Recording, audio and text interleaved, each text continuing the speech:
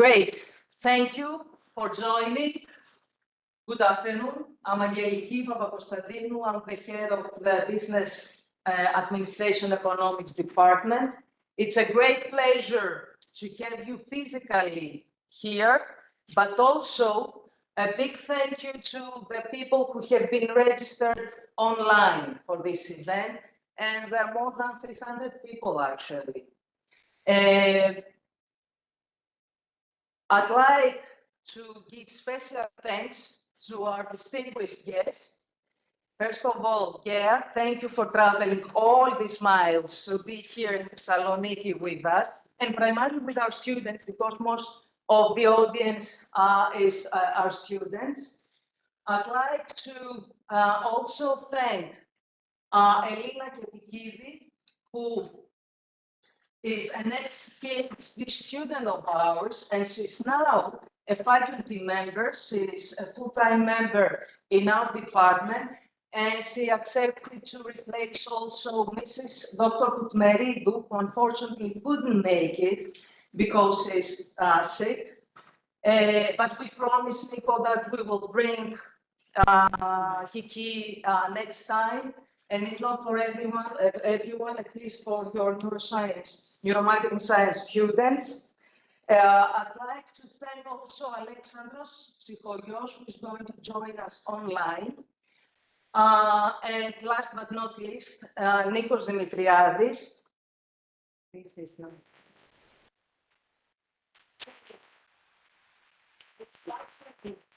The program lead of the MSc in Neuroscience, Neuromarketing here at City College. And without his support, we wouldn't have this opportunity to meet and create this event. This is our fourth event, Nikos, on the road. And the first time that we ran it in a hybrid mode. Why we decided this year not to run it online, but also to have it physically and at the same time to have it online. Because we officially open now the new Applied Neuroscience Lab, which is opposite to this room we're located. This is the second Neuro Lab that we're having. The first one is located in the other building, and it's primarily used by the psychology department. So all of you who are here, obviously neuromarketing students, will have more the opportunity to go and have their experiments this semester. But the rest of you as well will have the opportunity after we finish with this event to have not just a look, but to make some kind of a short experiment to see how this is working. So I don't want to take any of your time. Thank you, Nico.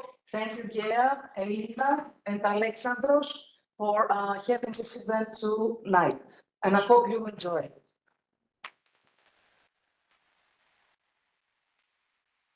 Okay, thank you everybody for being here. And because we have a special guest, as Angeliki announced, we have Dr. Gaia Ranzati from the US that is joining us today and tomorrow. The neuromarketing students and students of the MSc will have more than 2 hours to hear to go more in depth into her research and see some technical aspects of what she does. I'm calling, she doesn't like this, but I'm calling her the queen of neuromarketing because she's winning awards left and right with her research. So she's the big rising star of neuromarketing in the world. I know, okay, you wouldn't say it, but I would say it because it's true. So Gaia, we invited her today for this event to introduce very interesting research that she has done with her team on the interaction between robots and humans on retail environment. So as consumers, if you visit a shop and instead of having human sales assistants, you have robots, what's happening in your brain and body as a reaction to the robot, and what can we learn in order then to improve the way that we create retail experiences? Thank you for being with us, Gaia. The floor is yours. Thank you. So, this is the only place in the world where they call me with my name. okay, where they say my name exactly as it should be said. Okay, usually they call me Gia, Kia, but here it's fine. Okay, so you know what is the meaning. And as Nicolaus said, I need this in the presentation. Yeah, perfect. I'm specialized in human-robot interactions, and I work for the university, the Middle Tennessee State University. I'd like to make Thank you. In Tennessee, but also I work at your university in Italy, but most of my time is in the United States. And when I say that I'm specialized in human-robot interaction, I mean not only robot, like physical robot, but for me, robots are also Alexa, Siri, Cortana. So these are robots. And what you can see here is one of the studies that are part of this broader stream of research over human-robot interaction that are measured through neurotools. And what you can see here is definitely the first paper that has ever been published, okay, in any journal that talks about human-robot interaction using neurotools. So that's why I'm pretty proud of this, okay? So let's see some background. So there are definitely in retail several emerging trends and technologies that are changing the business model of retail. So we have a cross-channel customer journey. We have the online competition, and we have also cost pressure. And therefore, retailers are trying to understand how they can enhance and improve the customer experience. And the new technologies are entering the stores, and technologies are empowered by artificial intelligence. I'm talking about speech processing, image processing, biometrics, geotagging, and one of them is robotics. And why robotics? So if we think about robots, and when I say robotics in the store, I mean service robot, we can see that last year we had an increase of plus 15% of robots in the stores. And the forecast for the end of this year is plus 27%. In countries like Japan or China, service robots are normal, are pretty common. And why? Because service robots are becoming lighter, smaller, cheaper, more efficient, and even more powerful. And again, as I said, when we talk about a service robot, we talk about service robots that are physical, so they can be anthropomorphic or non-anthropomorphic, and we can talk also about service robots that are non-physical. And in this case, we can talk about Alexa, Siri, and Cortana. In this case, I'm dealing with a robot that is physical, so physically it was present in the store and was non-anthropomorphic, just to give you an idea.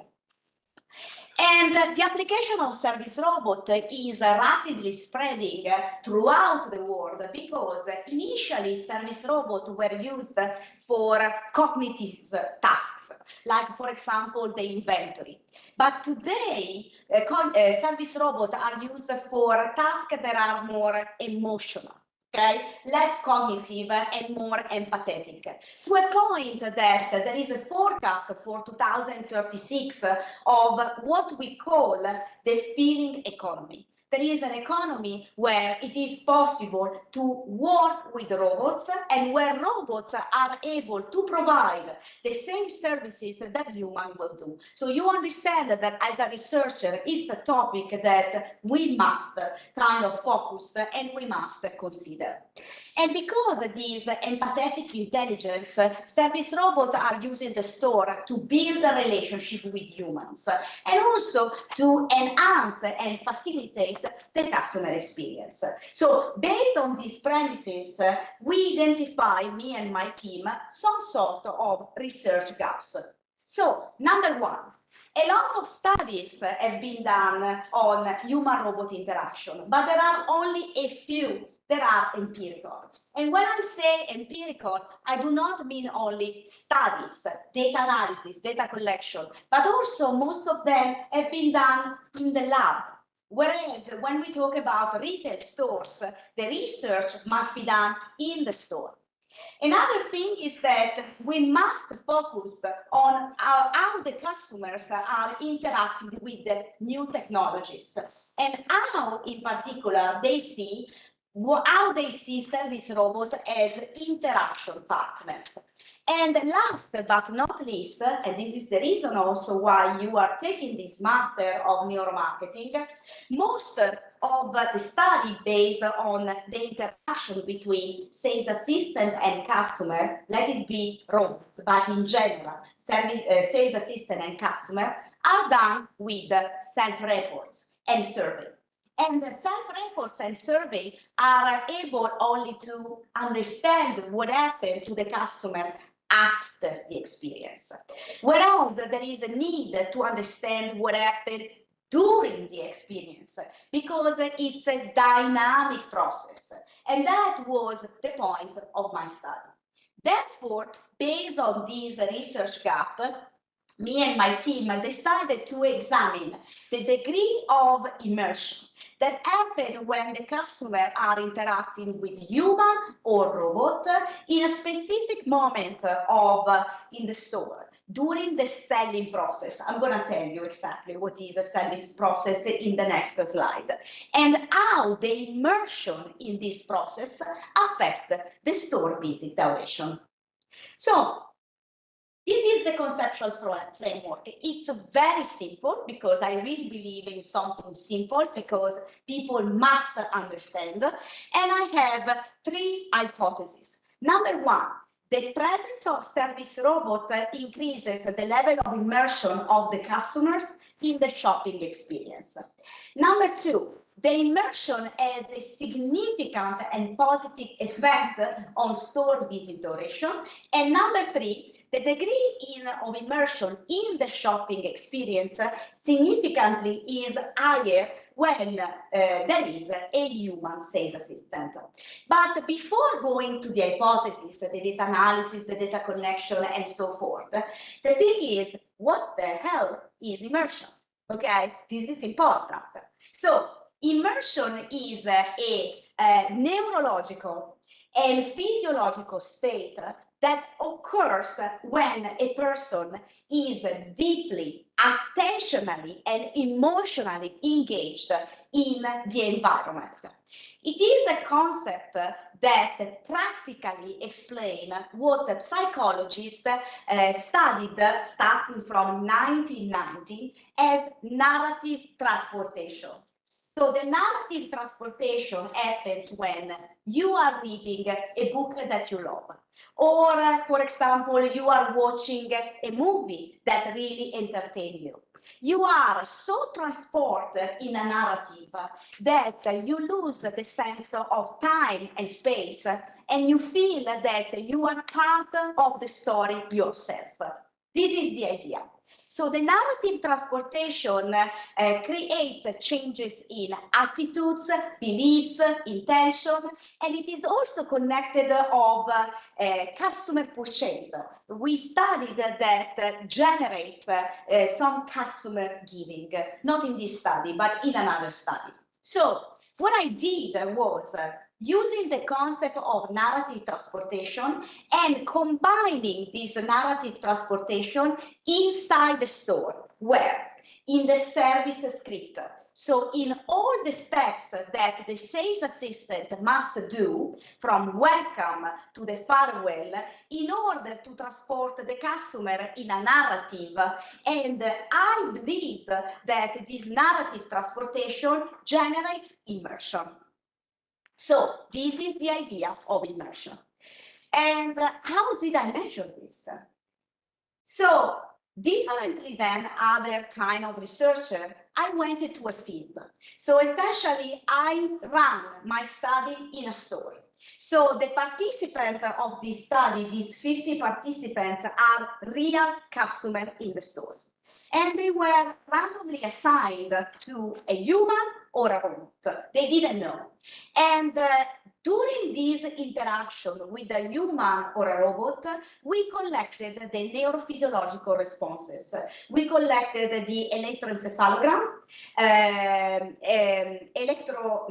we collected the ECG, and we collected the heart rate variability plus the galvanic skin response. And we did this in real time using wearable sensors that were connected to a platform that is called Immersion Neuro. And we decided to record all the interaction from the beginning to the end. We timed them.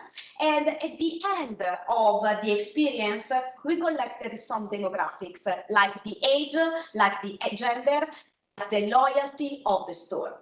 And then we analyzed the data.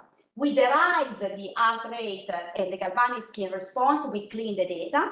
Then we asked two observers to watch the video and to determine what was the beginning and the end, and we pair the neurophysiological responses with this video in order to find the duration and also to understand what were the moments of the service script.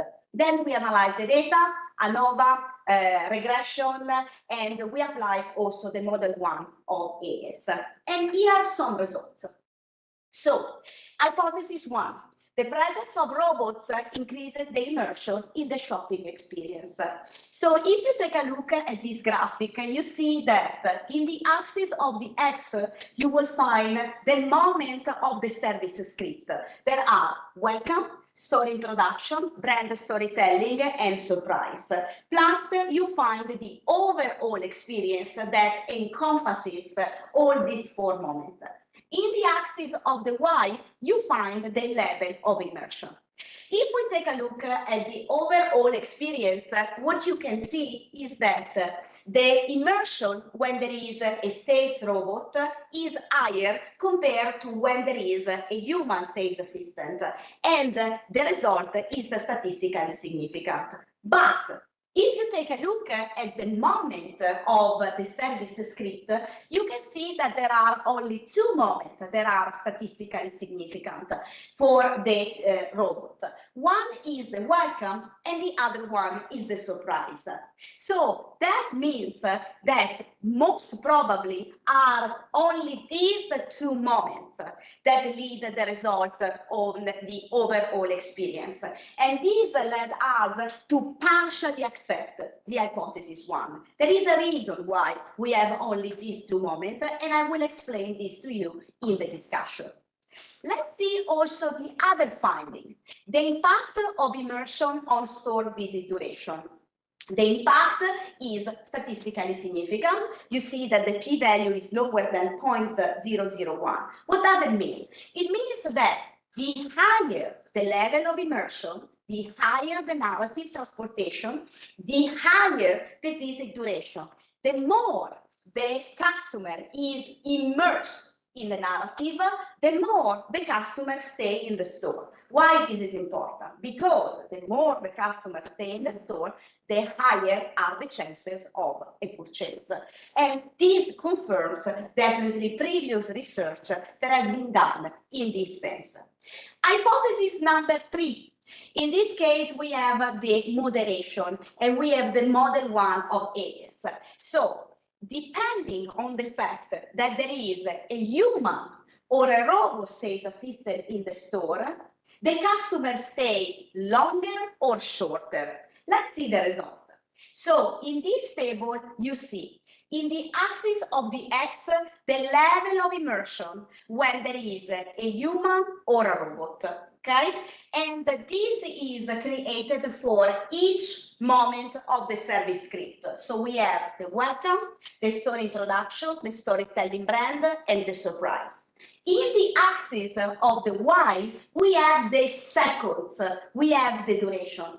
If you take a look at the high immersion, because it's the high immersion what you have to check, you will see that when there is a human sales assistant, so the columns that are blue, people stay always longer in the store.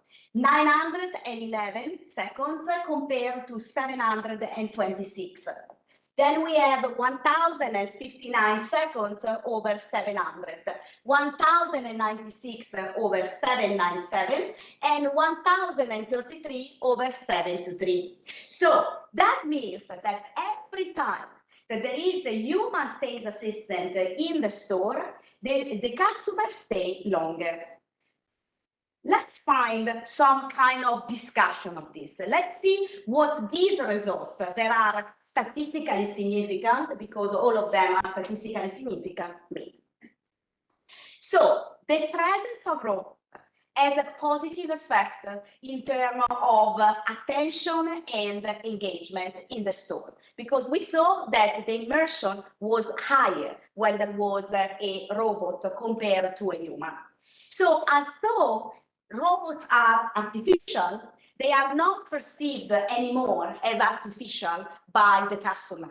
And the customer start to converse with them, start to interact with them.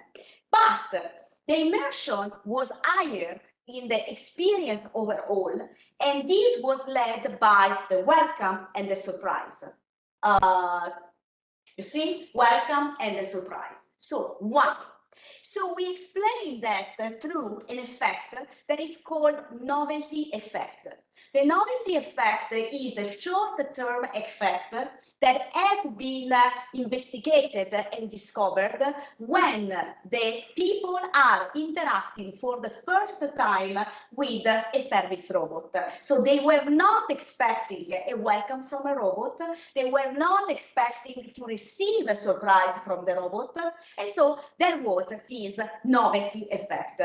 But let's say something more. Immersion positively affects the store visit duration. So the more the customer is immersed in the service script, the more stay in the store, and the higher are the chances that the customer purchase. But participants exposed to a service robot stay shorter in the store compared to the human. Why? So research has started telling us that when we interact with a service robot, we interact because we look for efficiency. So we want something that is fast, that is quick. When there is a human, we want something more than that. We want to generate a relationship. And in the stores, when the service script is important, for example, lifestyle store, people buy for motives that are beyond the mere purchase of a product. There is a relationship that is needed. So this was one of the studies. I have recently finished another study that shows that when the robot is not approaching you, people do not feel any negative emotion. But when a human is not approaching you, there is a negative emotion. That shows the difference between efficiency and relation. And the other element is that with this study, for the first time, we showed the applicability of the neurophysiology of neurotools during the interaction, during the service encounter between customer and sales assistant, whether the sales assistant are robot or human. There are obviously some managerial implications beyond that. So we suggested when we had the first presentation at the World Retail Forum, we suggested the retailer to use, when it's a matter of robot or human, to use a double approach. To use robot, service robot, maybe in moments like welcome and farewell, where there is a need of efficiency, and to use the humans when it's a matter of generate a relationship with the customers. And we also suggest to start using wearable devices, wearable neurotools during the interaction to understand when were the moment of the service script where was necessary an intervention. I went just a little bit beyond that, because this is my fifth study with the service robot and human in a retail luxury store. And I combined the data, and I also noticed something that I want to show with you. And this is the first time that I share this. So what I did was, most of my studies are in the field, okay, I'm not in the lab. So somehow I divided the customer, the real customer, for baby boomer, Generation X, millennial, and Generation Z, okay? And I tried to understand the different level of immersion depending on the generation that they are. So what I discovered was that definitely the baby boomers and the Generation X prefer to have a human instead of a robot. I think that somehow is understandable, okay? Our parents, probably my parents and your grandfather and your grandmother definitely prefer to have a human instead of a robot. With the Generation Y, the generation of millennials, we have a preference for robots instead of human. So somehow we have given the habits of the Generation Y or having all the time new technologies, new things inside the store.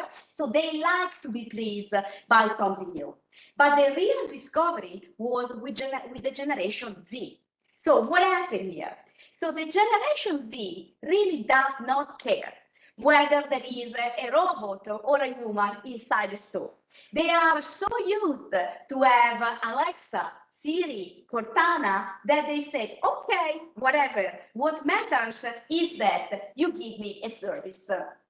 And that's the reason why, after I kind of started studying this, I decided to focus the rest of my study over the Generation Z, because definitely is a generation that deserves some attention. And after that, my question is, do you have any question for me? Well, thank you. So we do have the time for a couple of questions, if there are any. Of course, we can also approach Gaia after the end of the event when we go to the lab. Any question that you would like to ask now? Yes, let's go back first and then we come back to you. Maybe can it be with millennials like more robot approach because they grow up at the time when in pop culture there was more sci-fi movies made? It could be. This is a very good point. So I'm not sure if it is heard here. So the question was, is it some generations that are actually the millennials more comfortable with robots because of the pop culture and sci-fi movies, right? So what do you think? It is very much possible, but also throughout the history of the Generation Y, retailers try very hard to fascinate them in every possible way, to create a fitting room that were hyper technological, to create all the time new activities and events inside the stores. So the Generation Y, generally speaking, is more open to this kind of news in the store. And actually they are not only looking for these kind of new things inside the store, but if they don't find these new things, they are kind of getting bored. So it could be, but it could be. Fantastic. What exactly do you mean after surprise?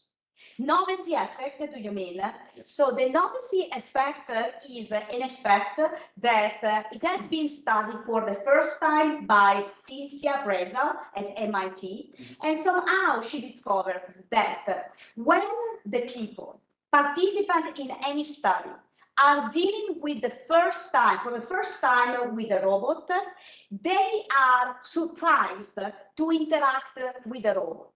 In terms of neurophysiology, this creates a different level of attention and a different level of engagement. But this novelty effect has been studied since the beginning.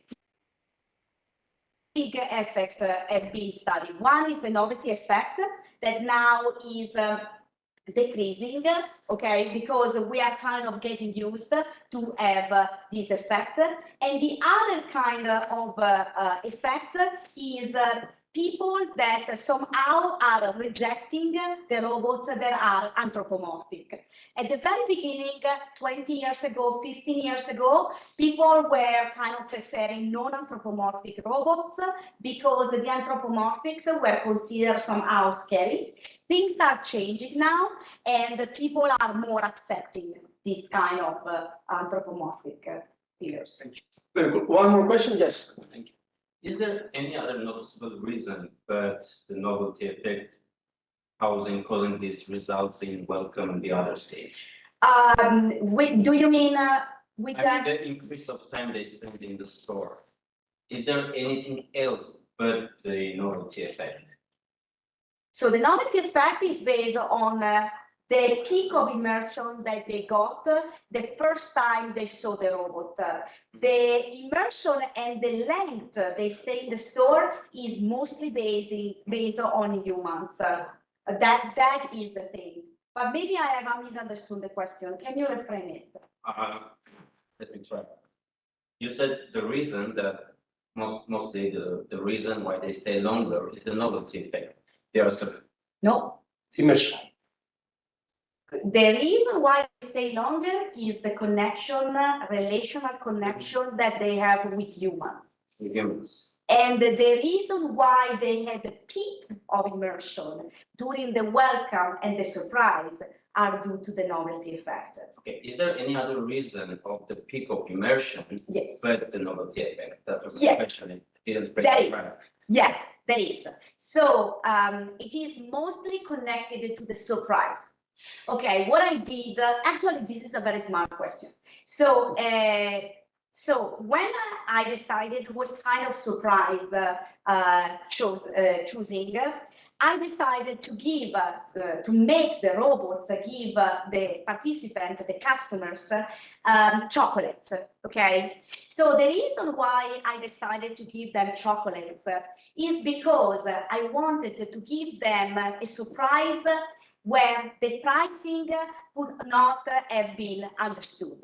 So there are surprises like chocolate or flowers, for example, where the customer does not understand the value in terms of money, and therefore they are more surprised. There are studies made on that shows that when you receive a gift and you are not able to understand the value in terms of price, you accept better the gift in terms of engagement. They have been studied in the supermarket. Elisa Moses from Ipsos was my source. So I read an article with her and I kind of went deep.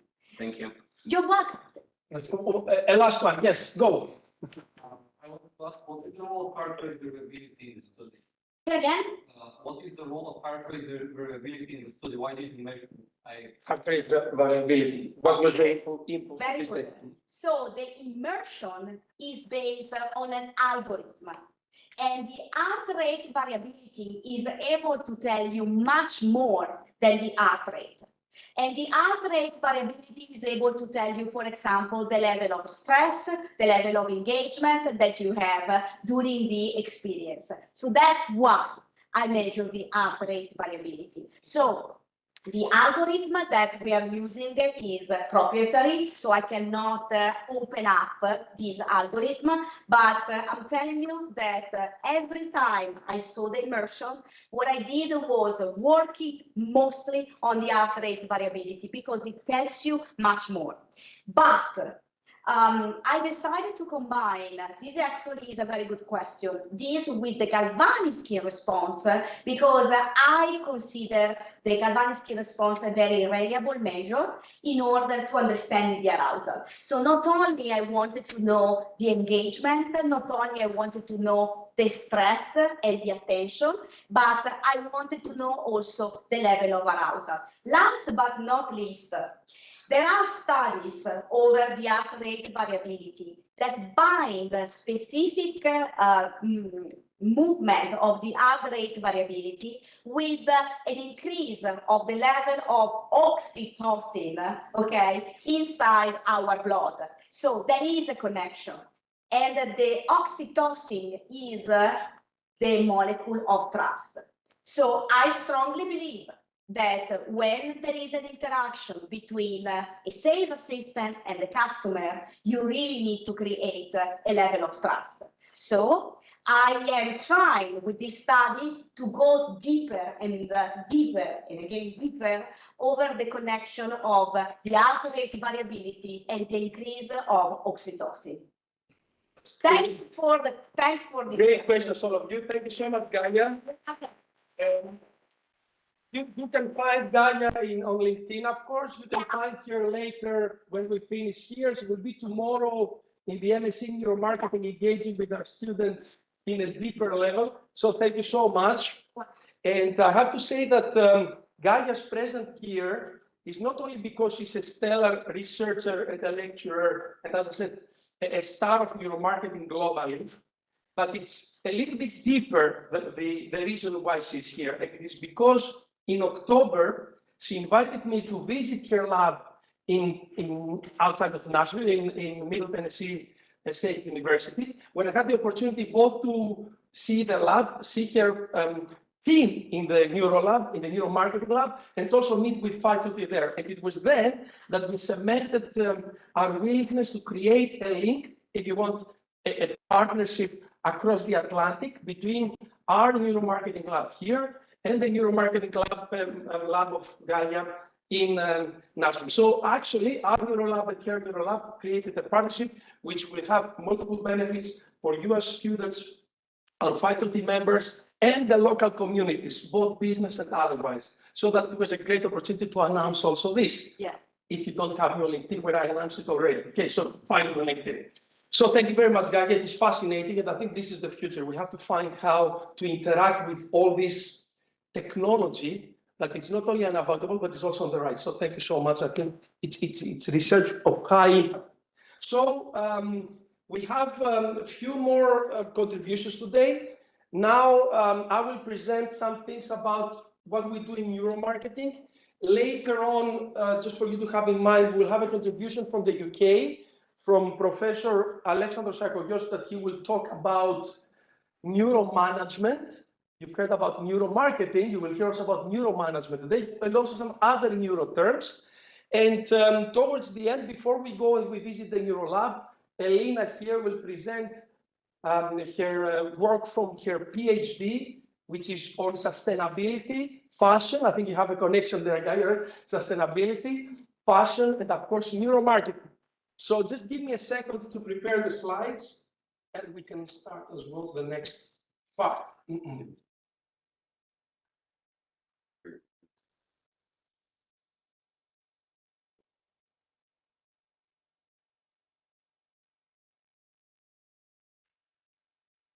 Okay, so I called my presentation, this works.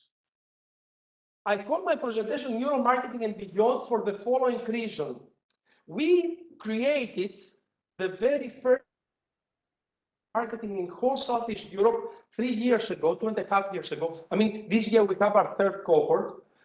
Of course, with the main aim to bring this new technology, but it's not just the technology, it's not just the methodology, it's a completely new mindset of how to approach and understand human behavior. Of course, applied in marketing for the beginning. But as my students know very well, because I'm quite strong on this in class, is that the application of these technologies, methodologies, and mindset is too important to be left to marketeers only. Okay, so neuromarketing is too important to be left only for marketeers. It's a very famous phrase, you know, that marketing is too important to be left to marketeers. We will apply the same motto to neuromarketing. So knowing these devices, knowing what the data tells you, knowing the methodology, how to design an experiment, and knowing the theories is absolutely important to take this approach and apply it in different parts within the company.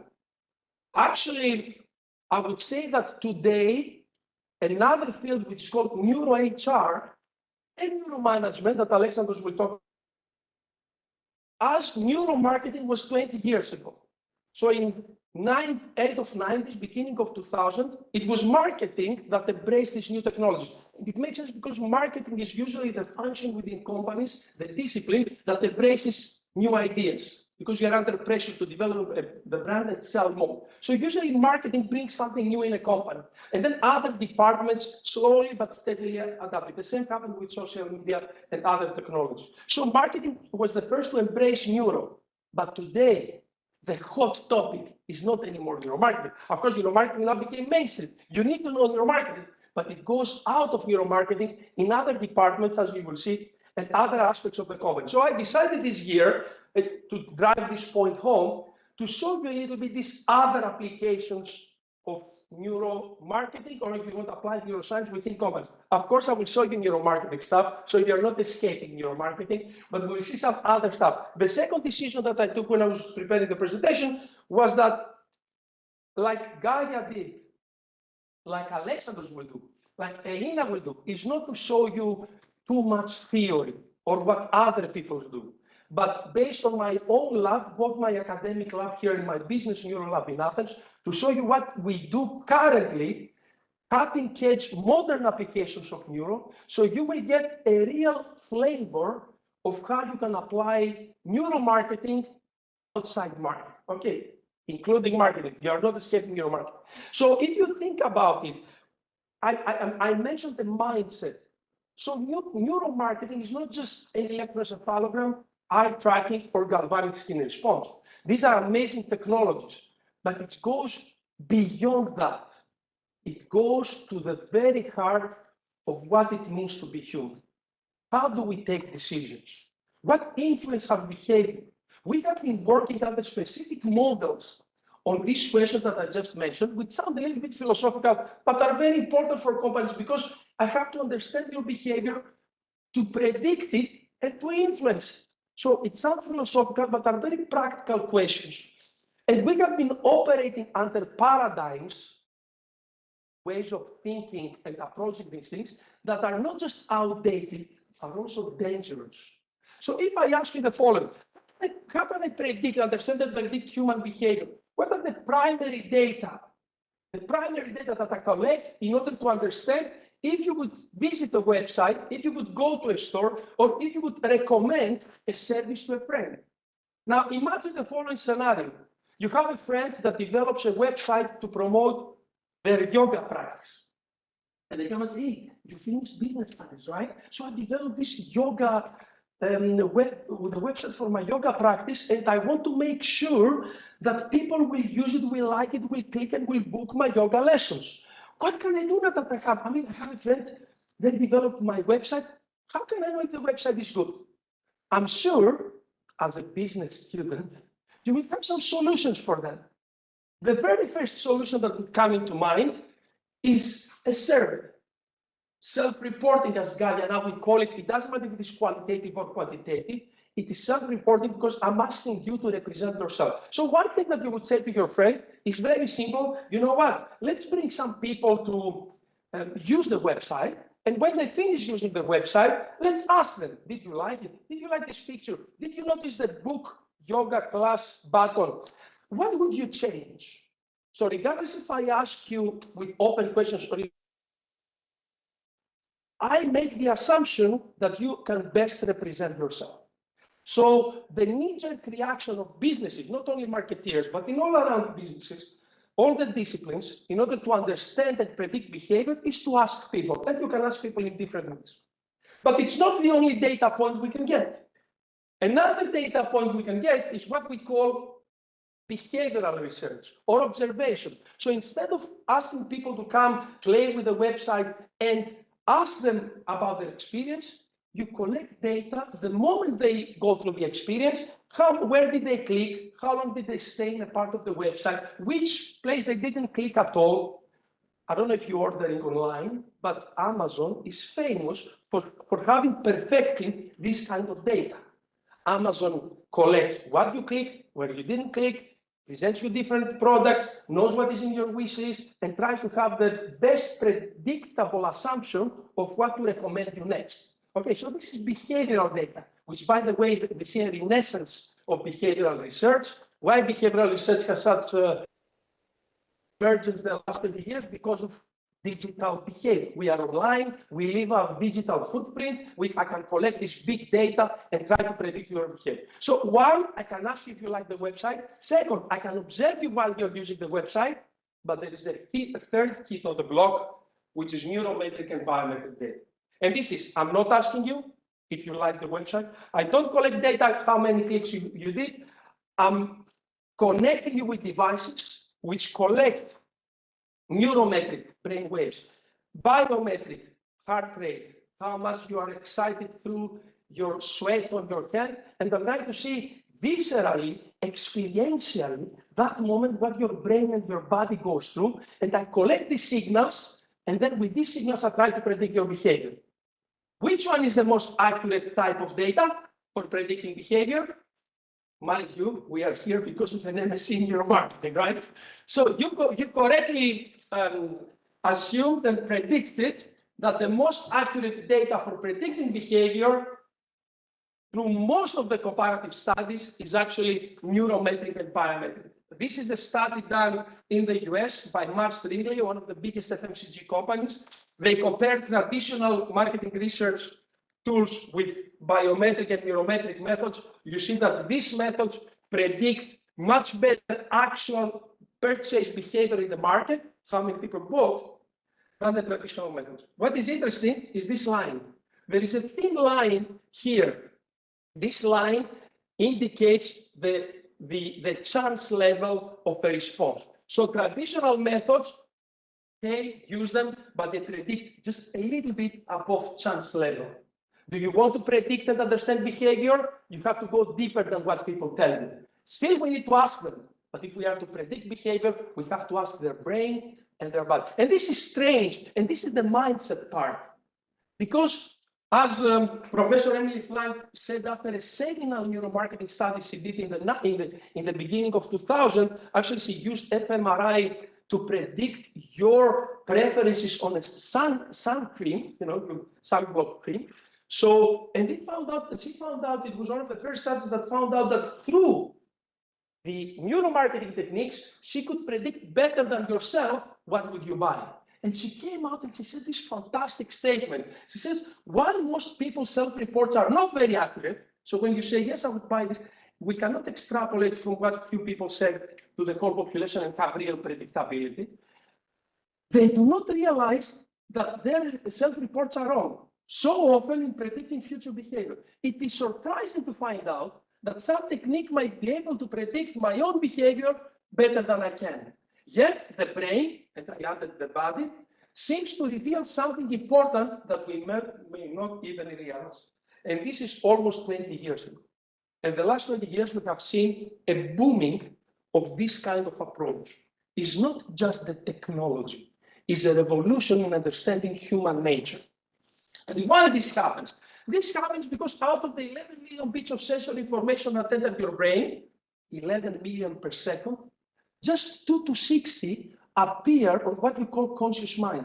The processing power, the bandwidth, if you want, of the conscious mind to make analytics is just 2 to 60 bits. But the unconscious mind receives 11 million bits. So which one is more clever? The one that with such limited capacity, or the other one? And who makes the decision? Who takes the shot? We can predict your decision up to 11 seconds before you make it, before you are consciously aware of what you do. Up to 11 seconds with electroencephalogram, we can predict if you would press A or B. What does this mean? It means that your brain and your body know you better than you know yourself. And this is why we have now new, very important new phenomena. They're not very new, but they're extremely drastically developed the last few years, like burnout, where people in companies really feel this mental and physical fatigue. And if I ask you, are you tired at work? The answer you will give me is not as accurate as if I measure it with the technologies that I touch. So the revolution that we experience is that now we have the methods, the tools to listen to your brain and your body and get results that are more accurate in predicting your behavior. So, can the contents of our conscious mind be read? What you have now in your mind, is there any device that can scientifically and accurately read it and give it back to me? Ready? Because it's fantastic that many of you say no. Ready? Okay. So this is one of the latest studies. We have the previous one in one of my books. So this is an fMRI scan. You put people inside, you show them these pictures, and there's an algorithm that reads how your brain responds. So we read just your brain reaction, and then the algorithm goes to a database of pictures and brings out the picture that it believes, the algorithm, that it's more closer to the picture you see. So the algorithm does not know what picture you see. It knows only what happens in your brain. Scary stuff? It's extremely accurate, right? And it becomes even more accurate. So the images that you have in your mind can be read, can be decoded, can be represented. So not even your mind is subjective, or it eludes scientific representation. And if you think it's only pictures, not only pictures, it's also words. This is the sentence that somebody hears. This is what the algorithm predicts. So let me play this. Look how accurate this is. Okay, let's see if we can play this. So this is what we start to trade stories about our lives. We started talking about our experience. This is AI producing just by reading the brain. And because I have it as a picture for you to capture it, I just wanted to show you how fast the algorithm is. This is actually, we started to trade stories about our lives. We were both born in the north, and look what it says on the top. What is the production of the algorithm? We started talking about our experiences in the area he was born in. I was from the north.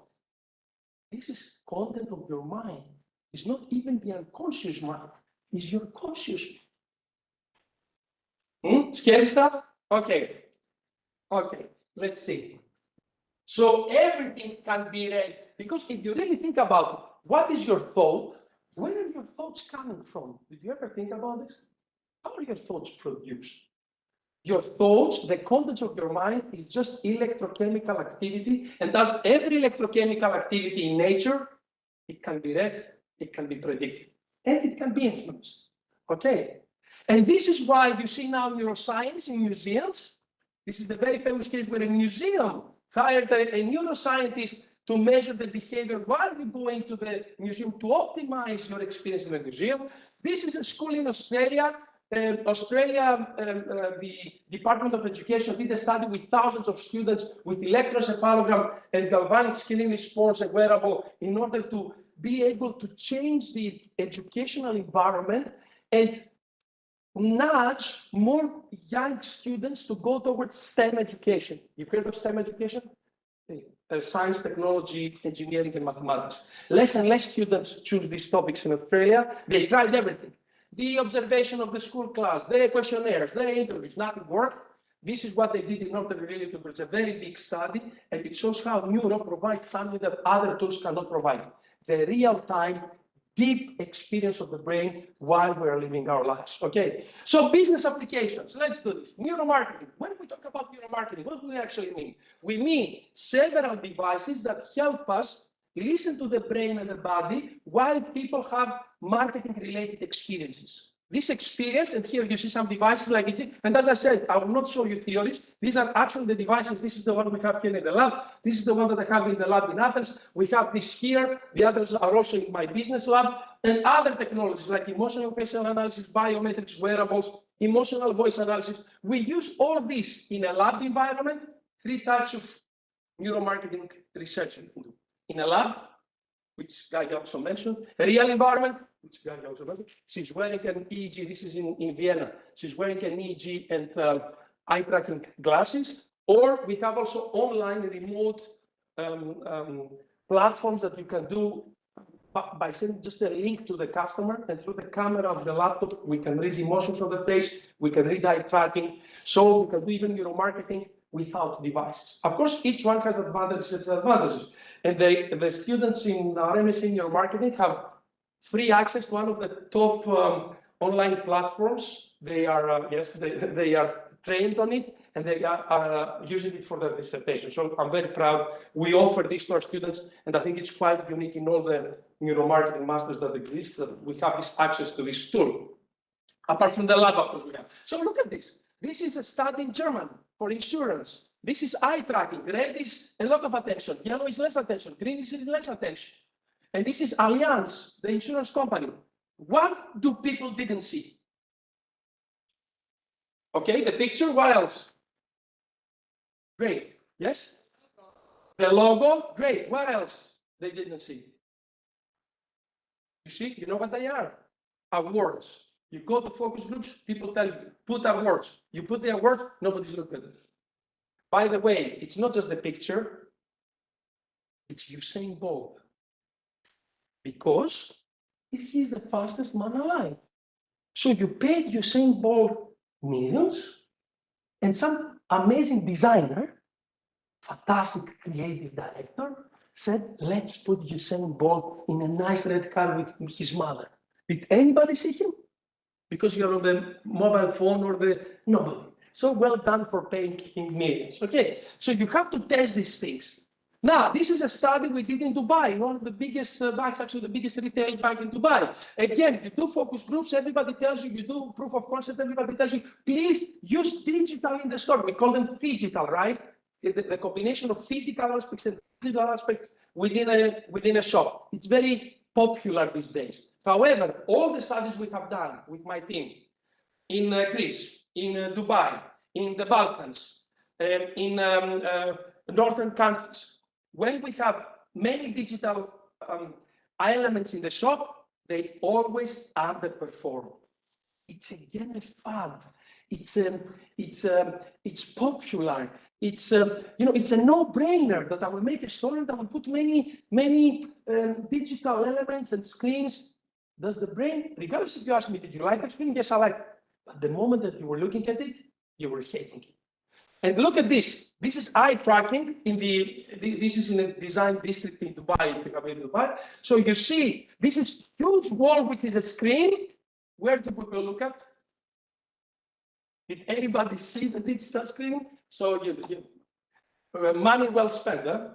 Good. This is another study. This is with glasses eye tracking. So just to show you that it's not only on stable screens, also with these eye tracking glasses, we can have research on a real environment or on a mobile phone. Here you see again insurance companies, and the participant is going through the insurance information, and we can really see gaze plot, where the eye goes first, second, third, where do they focus, how strong is the focus of attention, etc. Now, I will finish with neuromarketing because I want to show you the other applications with one of the favorite studies I've ever done with my team, and it was done here in City College. We call it NeuroCSR. It's something that connects also with the study that Elena will show you. So we tested 7 online videos from very known brands: Coca-Cola, H&M, Ralph Lauren, Oslo, the city.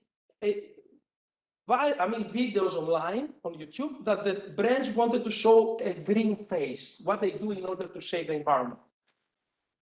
We measured 3 things in the brain: how much the brain liked it, how much the brain engaged with it, how much the brain understood it. This has to be above 5, this has to be below 5. What do you see? It's exactly the opposite. The brain did not like the ads, the brain did not, millennials, the brain did not engage with the ads, and it find it very difficult to understand it. And if you go through the different videos, you will see that only 2 videos were above 5. All videos were below 4.5 in engagement, so they don't engage the brain. It doesn't find it important. And all videos above 5.5 to understand it. What does this mean? When it comes to sustainability, we don't persuade, we preach. And we have to stop preaching. Okay?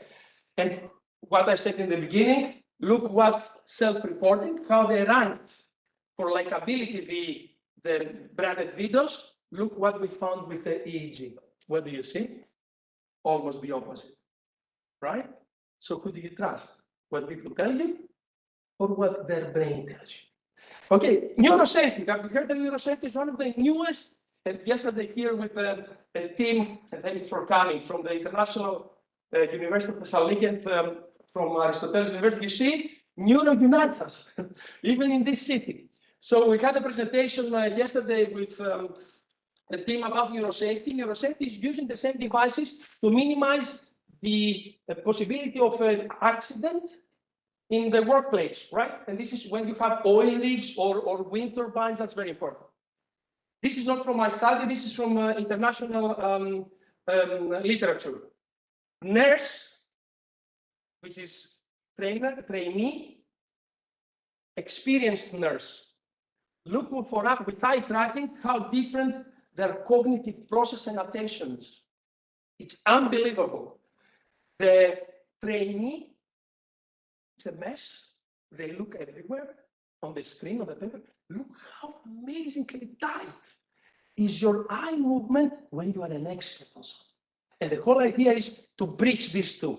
Look at, this is a training facility for wind turbines. You have people that go up the wind turbine and then they do maintenance.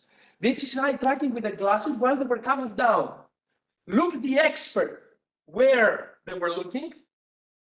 Look at the trainee coming down. They just focus in the middle. They will fall. They will die. And why are they not focusing? Because they have this illusion of expertise. They were very afraid going up, going down. I got it. They didn't get anything. They will die. And you see this in more detailed data. Coming down, because this is how detailed the data we can get. Look how much detail. We can ask the software to tell us how many times somebody looked in the hook. Because they have a hook to go down. 87 times the expert focused on the hook. How many times the novice? How many seconds the expert spent on the hook? How many seconds the novice?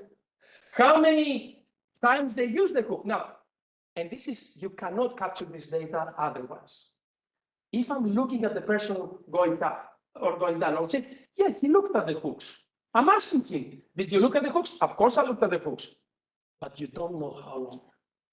So this technology is the only one that can capture this detailed behavior, which of course is beyond our consciousness. Okay, neuro testing of competence. Let's talk a little bit about neuro HR. This is a common friend, and the friend actually that connected us, Gaia, right? Matteo, MSc Neuromarketing. Okay, we had him in the past. So look at this. This is a manager. He wears an EEG. And have you ever taken personality tests? Okay, I will be provocative. Forget them. You will wear an electroencephalogram, 5 minutes in front of the laptop. I can tell you many things about, not personality, about cognitive strategies of your brain. This is a report, an actual report, where we measure your empathy and your resilience with electroencephalogram, and you take a test and say, this is how my brain works. In the same way that you would go to the cardiologist and you will get your cardiograph, you get your neurograph on leadership competence. If you are a leader with high empathy or with low resilience, this is coming very fast. Okay, with eye tracking, look how empathy relates with how you look at other faces. People with typical empathy look at the eyes and the mouth, and this is a person expressing emotion, right? And this is from the participants' measurement. People with low empathy, they don't have a strategy. They look anywhere. And people with high empathy, they focus here. By the way, we did a similar study we published a few years ago. And we did a study with 40 CEOs in Greece. We showed them 10 values, corporate values. This is what the brain said was important. This is what they said is important. Any differences? Look what their brain unconsciously says is the most important thing I want to see in my team. Energy. And look what they said, passion.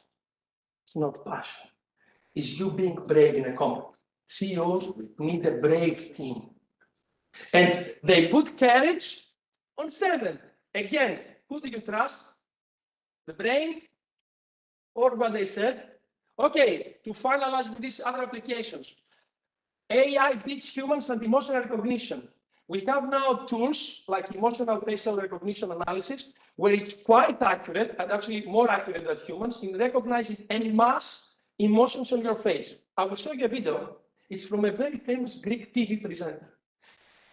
although it's in Greek, I will explain it a little bit. It's called Menegaki, if you heard of her. So Menegaki is talking with another lady. She's smiling and very sweet in her words, but she's constantly angry towards that person. And the interesting thing is, in the middle of what she's saying, there's an earthquake in Athens. The other lady tells her, there's an earthquake. And Menegaki, instead of feeling fear, she feels more anger. Why? Because how can an earthquake interrupt me? Okay. And then it takes a couple of seconds, and then she realizes that there is an earthquake, and then she shows a little bit of fear. So let's see the video. And you can see the technology that is used here. Πρέπει να φύγει κακή ενέργεια. They can hear it online, so just let me share it again. Okay. Which one is it? No, it's optimized, which is great. Okay, I will play it again. So you see that she's very angry. This is the earthquake moment. Okay, so it takes here a little bit of time to feel fear, which is there is a distance between these two. Then she even feels happy, and then she's only very happy when she talks about some pictures of the husband of the lady. I don't know, it's interesting. So listen. And I will try to explain. Να σου πω δύο θεματάκια ωραία που έχω ετοιμάσει. Να μου τα πεις, μωρέ Ιουλία μου, δεν σε έχω δει τόσες μέρες. Ήθελα να πούμε και δύο λόγια, γιατί πραγματικά σε βλέπω και σε χαίρομαι που σε κοιτάζω. Λοιπόν, θέλω να πω και τα χαιρετίσματά μου. Έχει σεισμό, Ελένη, τώρα. Γίνεται ένας. Νιώθω, αλλά δεν είναι πολύ. Είναι λίγο έτσι ένα πολύ. Είναι λίγο έντονος. Με αυτά που λέμε. Θα μας ενημερώσει, πήγα να πω, θα μας ενημερώσουν και από το δελτίο πόσο ήτανε. Μάλλον εσύ θα μας τα πεις. Εντάξει, παιδιά, εδώ μέσα είμαστε. Καλά. Λίγο. Δεν έγινε κάτι τρομερό. Ελπίζω έξω από εδώ να είναι τα πράγματα το ίδιο έτσι ήρεμα όπως είναι εδώ μέσα. Εντάξει. Λοιπόν, τους χαιρετισμούς μου και τις ευχές μου και στο σύζυγο, που τώρα λόγω της κατάστασης είδα και κάτι φωτογραφίες σε γνωστό site. With your husband, okay. So fantastic. So imagine why we call this neuropresence. Imagine trying to train your people on how to present, how to sell, how to talk in a podcast, how to stand and do public speaking. We use this technology to train people how to synchronize the words that they say, the content of what they say, with the emotions that portray through their body. Okay, and when you synchronize it, and especially when in the positive direction, you can do miracles with public speaking. So you see, this technology is not only about customers that are looking at Coca-Cola ads, but it's actually improving your skills. Okay, and the last one, we call it neuro well-being. Well-being is very now famous around the world as a very important company phenomenon that we need to deal with. I will just present you a model from a company called Wellbeing.ai. It's a company that I helped found 2.5 years ago in Belgium. And we are using emotional facial analysis plus eye tracking to determine many emotional and cognitive states to produce 2 negative and 2 positive determinants of well-being, and in the end you get a well-being score. And I know what you're thinking now. Come on, my eye movement can show emotions. What is this emotion? If I measure your eye movement like that, this could be.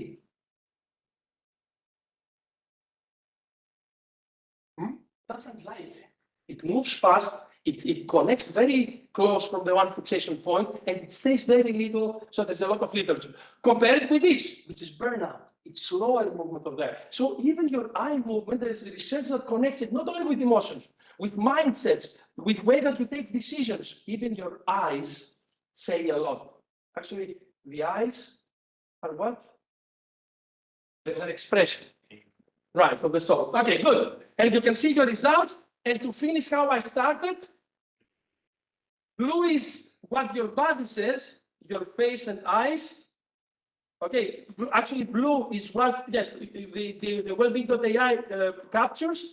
Dark is what people said themselves after completing 3 tasks: reading, briefing, and emailing. We asked them, were you engaged when you were writing a briefing? Of course, I was engaged a lot. No, you were not. Okay, anxiety. Did emailing cause you anxiety? No. Yes, it did. So the whole story is technology is fantastic and it's getting better and cheaper. methodology. We have more and more studies, more and more findings from neuromarketing. We are becoming better. It's not perfect, it's better. But mindset is where the game is played. Understanding that the body and the brain do not lie is actually the start of your neuromarketing journey. Thank you so much for having me. Okay, thank you so much. You're amazing. I will not take any questions because we have Alexandros waiting us on the line. I will accept questions if you want later on also in the lab. Are we okay? Because I want to jump immediately with Alexandros. Now, let's see if Alexandros is with us. He was kind enough to connect. I'm with you. I'm with you. Okay, Alexandre. Okay, you're here. We can see you. I think we can maybe somehow make you big. Wait. Move to stage. No? You can see him, everybody? Okay. Great. Alexandros, we're just to say about Alexandros, he will say a few things about himself. He's a professor at Loughborough University, and he's one of the leading features in HR globally that applies neurometrics and biometrics in HR. Actually, Alexandros was a contributor to the Encyclopedia of HR Management, and he was the one that asked them, and they agreed, and I'm very proud for him and of this, that he was the one to write the term neuro-HR in the Encyclopedia of HR Management. And not only that, but after he did this, and how popular was the term that he wrote, that the same publisher asked him to be the leading editor of the new Encyclopedia of Neuromanagement, which I was also proud to be. I was proud when he asked me to be also one of the editors. So we are 4 editors together with Alexandros, and in a couple of years, you have a very big volume in the world, which is the Encyclopedia of Neuromanagement. Okay, so for this and many other things, Alexandros, thank you very much for your time, valuable time. We don't want to spend a lot of it. We are yours. Thank you. Thank you so much, Nikos. Hi, guys. I cannot see you, but I assume that you are there. We are. Hey, make some noise. Yeah. Thank you so much, Nikos. Thank you so much, all of you, for the invitation. As Nikos said, I'm not a marketing expert, so I'm not going to talk to you about marketing and applications of neuroscience in marketing. Instead, I'm going to focus more on management of people, which is my specialization. I'm a professor of organizational behavior and human resource management at Loughborough Business School and Loughborough University in the UK, and deputy head of work and organization group. I run my own interdisciplinary laboratory with a collaboration of few universities here in UK on applications of neuroscience, on human resource management and management in general, and leadership as well. So what I'm going to do today is very briefly, I'm going to link some of the things that Nikos said, but also I'm going to present to you what we do in our lab, and what are the things that may be interested in exploring as well, related to applications of neuroscience. So let me share my slides. Please tell me if you can see my screen. Can you see my screen? Yes, yes. Thank you, thank you. So what I'm going to talk very, very briefly, as said before, I'm talking to talk about neuroscience applications in management, the emergence of this new field of studies. What do we know, what we do, some indicative evidence, the methodologies that we use, what currently I do in collaboration with other researchers, a lot of other researchers actually, in UK and elsewhere. And of course, always, as I like, some implications in practice.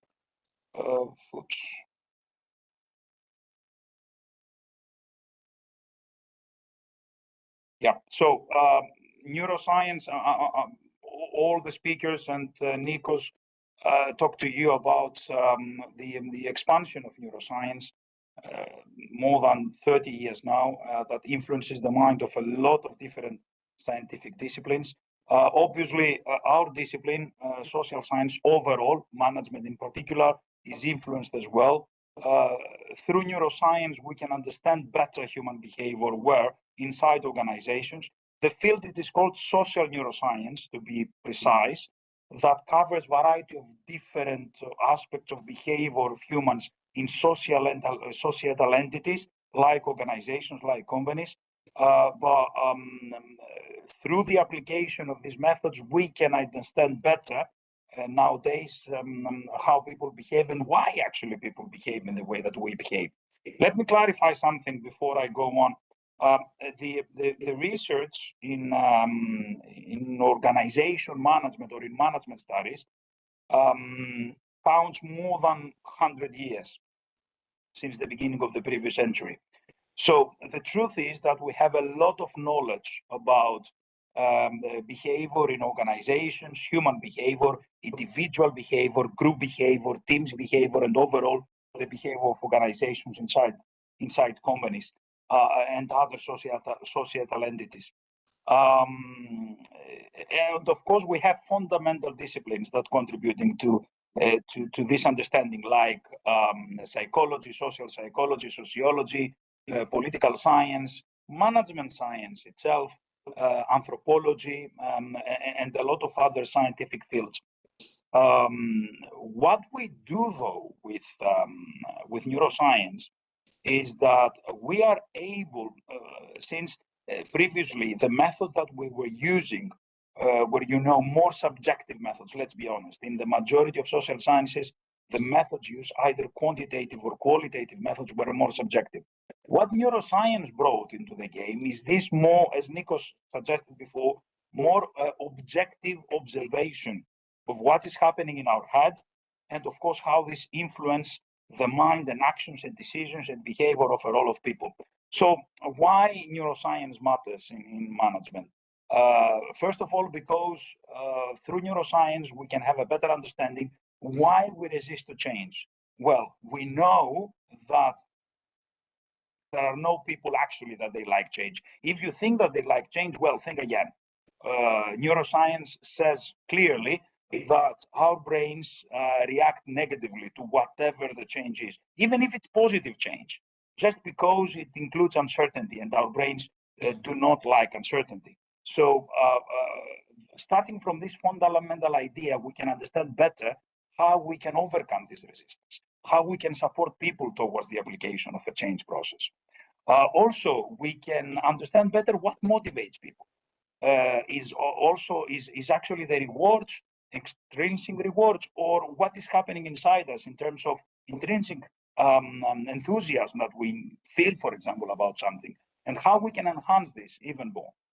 So that the emotions, what is the role of emotions and that they play in motivating others and motivating ourselves, actually. Are there any biological issues that are hidden in the way that we try to lead others? How we can enhance performance of our people based on the knowledge that's coming from neuroscience? How we can deal with work stress? Nikos referred to you some of the things over there about employee well-being, etc. How we can enhance resilience of managers, of employees? How we can enhance their empathy as well? How we can develop people, as I'm going to demonstrate to you in a while, how we can enhance specific managerial skills, like resilience, like ability to make faster decisions, for example. And also how we can accept, to what extent we can accept neurodiversity, and how we can utilize neurodiverse people in order to work with us in organizations. And many, many, many more. The list is endless, actually, of how neuroscience can inform management studies in general and management practice in particular. So what has been created the last few years, it is a new field that we call it organizational neuroscience. I'm using first person plural because I have the honor to be one of the founders of a new group, of a new interest group in Academy of Management, organizational neuroscience, we call it. Academy of Management supposedly is the best and by far the most popular meeting conference of management scholars of all around the world, but it's happening every summer in US. We have developed the last few years this new division, new group, or new interest group, and we invite researchers from all around the world to contribute with knowledge in this field that we call organizational neuroscience. The levels of analysis that we follow are very similar to organizational psychology. So there is the individual level, so we focus on individual employees, managers, etc. The group level, so we try to investigate group dynamics with variety of different methods, and of course organizational level, when we try to investigate about organizational culture, structures, organizational change, etc. The field of organizational neuroscience in particular can be, in generic terms, can be organized in three specific fields. Neuroleadership is the first, neuromanagement of change is the second, and neuro-HR, as Nikos suggested, is the third before. Neuroleadership obviously is referred to how we can effectively lead people, but not only lead, how we can effectively follow. That's also very important. Nowadays, what is happening in leadership studies is that we don't only focus on how leaders behave, but also how followers behave and how we can become an effective follower at the same time. Neuroscience, as you can understand, can help us a lot by understanding the behavior of followers plus leaders, of course. And as I said before, neuromanagement of change, how we can facilitate change. And why we focus on change that much? Obviously, because change matters a lot, is the rule rather than the exception in nowadays organizations, with all of these things that are happening around us, but also inside organizations. And finally, neuro-HR. Neuro-HR is the field that we try to develop specific applications of neuroscience on specific HR functions, like performance evaluation, training and development, recruitment and selection. There are a lot of examples, practical examples nowadays that they can show the how neuroscience can contribute to these practical fields. What are the methods? So usually for all of those that you are familiar with scientific issues, you know that in science we try to develop usually hypotheses. I'm a quantitative researcher primarily. I know that qualitative researchers, they don't do that. They try to explore further these things. But as a quantitative researcher, the typical thing is that based on previous knowledge, we try to develop, theoretically at least, new hypotheses and through specific methods to test whether these hypotheses are true or false, as simple as it sounds. So the methods that we currently use in our lab and in general in this new field are a lot. Of course, we use the typical traditional methods of surveys, multi-level surveys, longitudinal surveys. These methods are always very, very useful. However, this time, as I said before, we have the ability, in some cases at least, to collect further data that they seem much more objective, and we can compare this data with additional data collected by traditional methods. So we use experimental methods. We run experiments based on particular scenario, and we try to measure how people react on specific things. As I said, we have typical psychological surveys. We have experimental cognitive computational neuroscience. This means that we use experiments again in front of a computer screen, that they give us particular results that we also correlate with other specific measurements. We have the social neuroscience typical testing methods, EEG, and similar methodologies or tools that we can use. But also we have hormonal studies. One of the studies that I'm going to show you in a while is related to that. And finally, behavioral genetic studies. So we also try, of course, not myself in that particular case, collaborating with a lot of biologists and epigeneticists on that. We try to investigate specific genetic components of particular people that they have a particular role, professional role, for example, managers or other professionals that we are interested in. It is interesting to refer to some indicative evidence. There are a lot. First of all, there is a field in leadership that it is called evolutionary leadership theory. It is the generic umbrella field. It is a relatively new field in leadership studies and management studies, which is rooted in evolutionary psychology, but also in neuroscience contributes a lot to this field. So the majority of research for the moment, it comes from this field. The main reason is because it is easier to test behavioral aspects of leaders and followers rather than to try to test other things. Of course, there are, as I said before, there are evidence coming from other management fields as well. So, for example, in the first bullet point, a brain imaging study shows that when followers feel that they receive an unfair offer of the leaders, when employees, they feel that managers, for example, they didn't reward them properly because they did something, it elicits brain activity in particular areas related to emotions. This study came up with a conclusion that strong emotions play a role in deciding whether to follow a leader. So as you can understand, these strong negative or positive additionally emotions can be a reason why to follow a leader or why not to follow a leader, not to be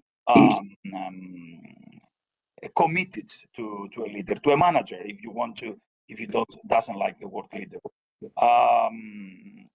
Also, specific studies, experimental studies, revealed that individuals with high baseline levels of testosterone were more likely to abuse their power position. So people that they have more testosterone and they have a power position, a manager position, for example, an authority position, most probably they have more chances to abuse, to take an advantage in a negative term of this position. Another study with hyperscanning, this is very interesting because we have contributed later on with further results from that study. But when we have a very strong relationship between a leader and the follower, between a manager and the employee, there is a synchronization of neurons. And this synchronization of neurons seems to be essential for the success, for the effectiveness of this relationship. This seems to be extremely important in comparison to other dyads between the leaders and followers, that they are not so well connected to each other. So this neurosynchronization is extremely important, and we found also that communication, relevant and frequent communication, informal communication between managers and employees, leaders and followers, enhances this neural synchronization between the two. Finally, specific cognitive experiment studies shows that when we are in a difficult situation, in a turbulent or crisis situation, if you like, guess what? I think that you can guess that we try to follow someone that we trust that can save us. And usually, and this can be explained through evolutionary psychology, this is someone that his or her face looks more dominant in comparison to other faces. So we have this tension to follow these people, this person, rather than to follow someone with different face characteristics.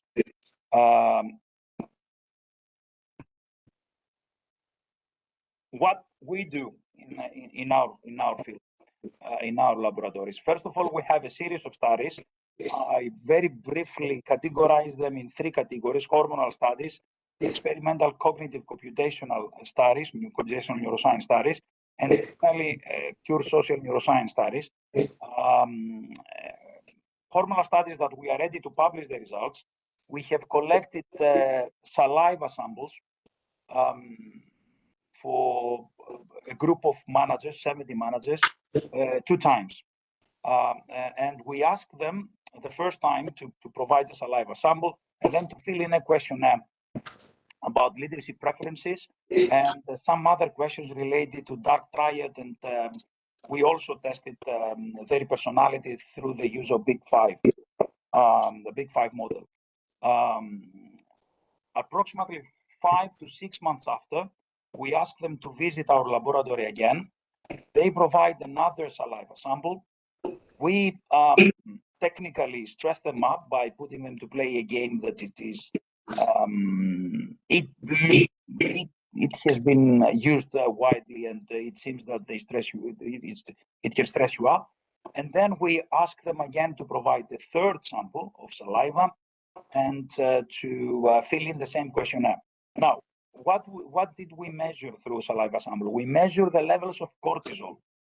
As you can understand, if you ask someone whether you feel stress or not at that moment, the answer that this person can possibly give you is very, very subjective, because each one of us will feel and experience stress in a completely different manner.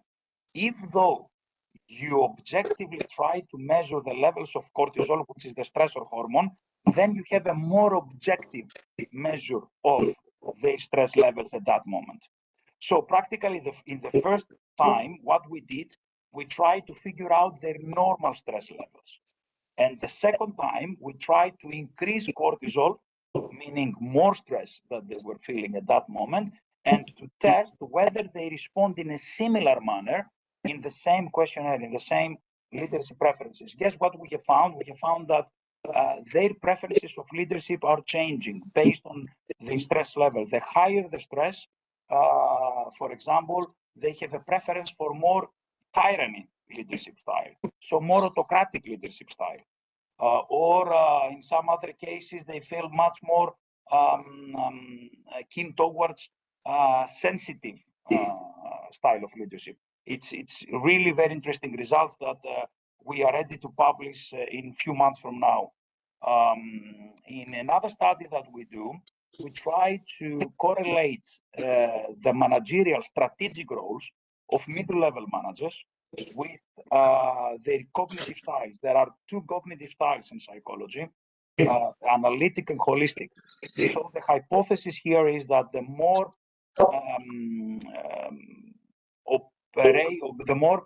analytic, the more my style is analytic, my cognitive style is analytic, the better to apply strategic thinking and this type of roles. Operational roles. The more holistic my style is, the more strategic my role is. These are the hypotheses that we try to test. This project is progressing, and we are very close to identify the results. And a similar project that we do with anger, so we try to make them angry, and another very strong emotion, as you can understand.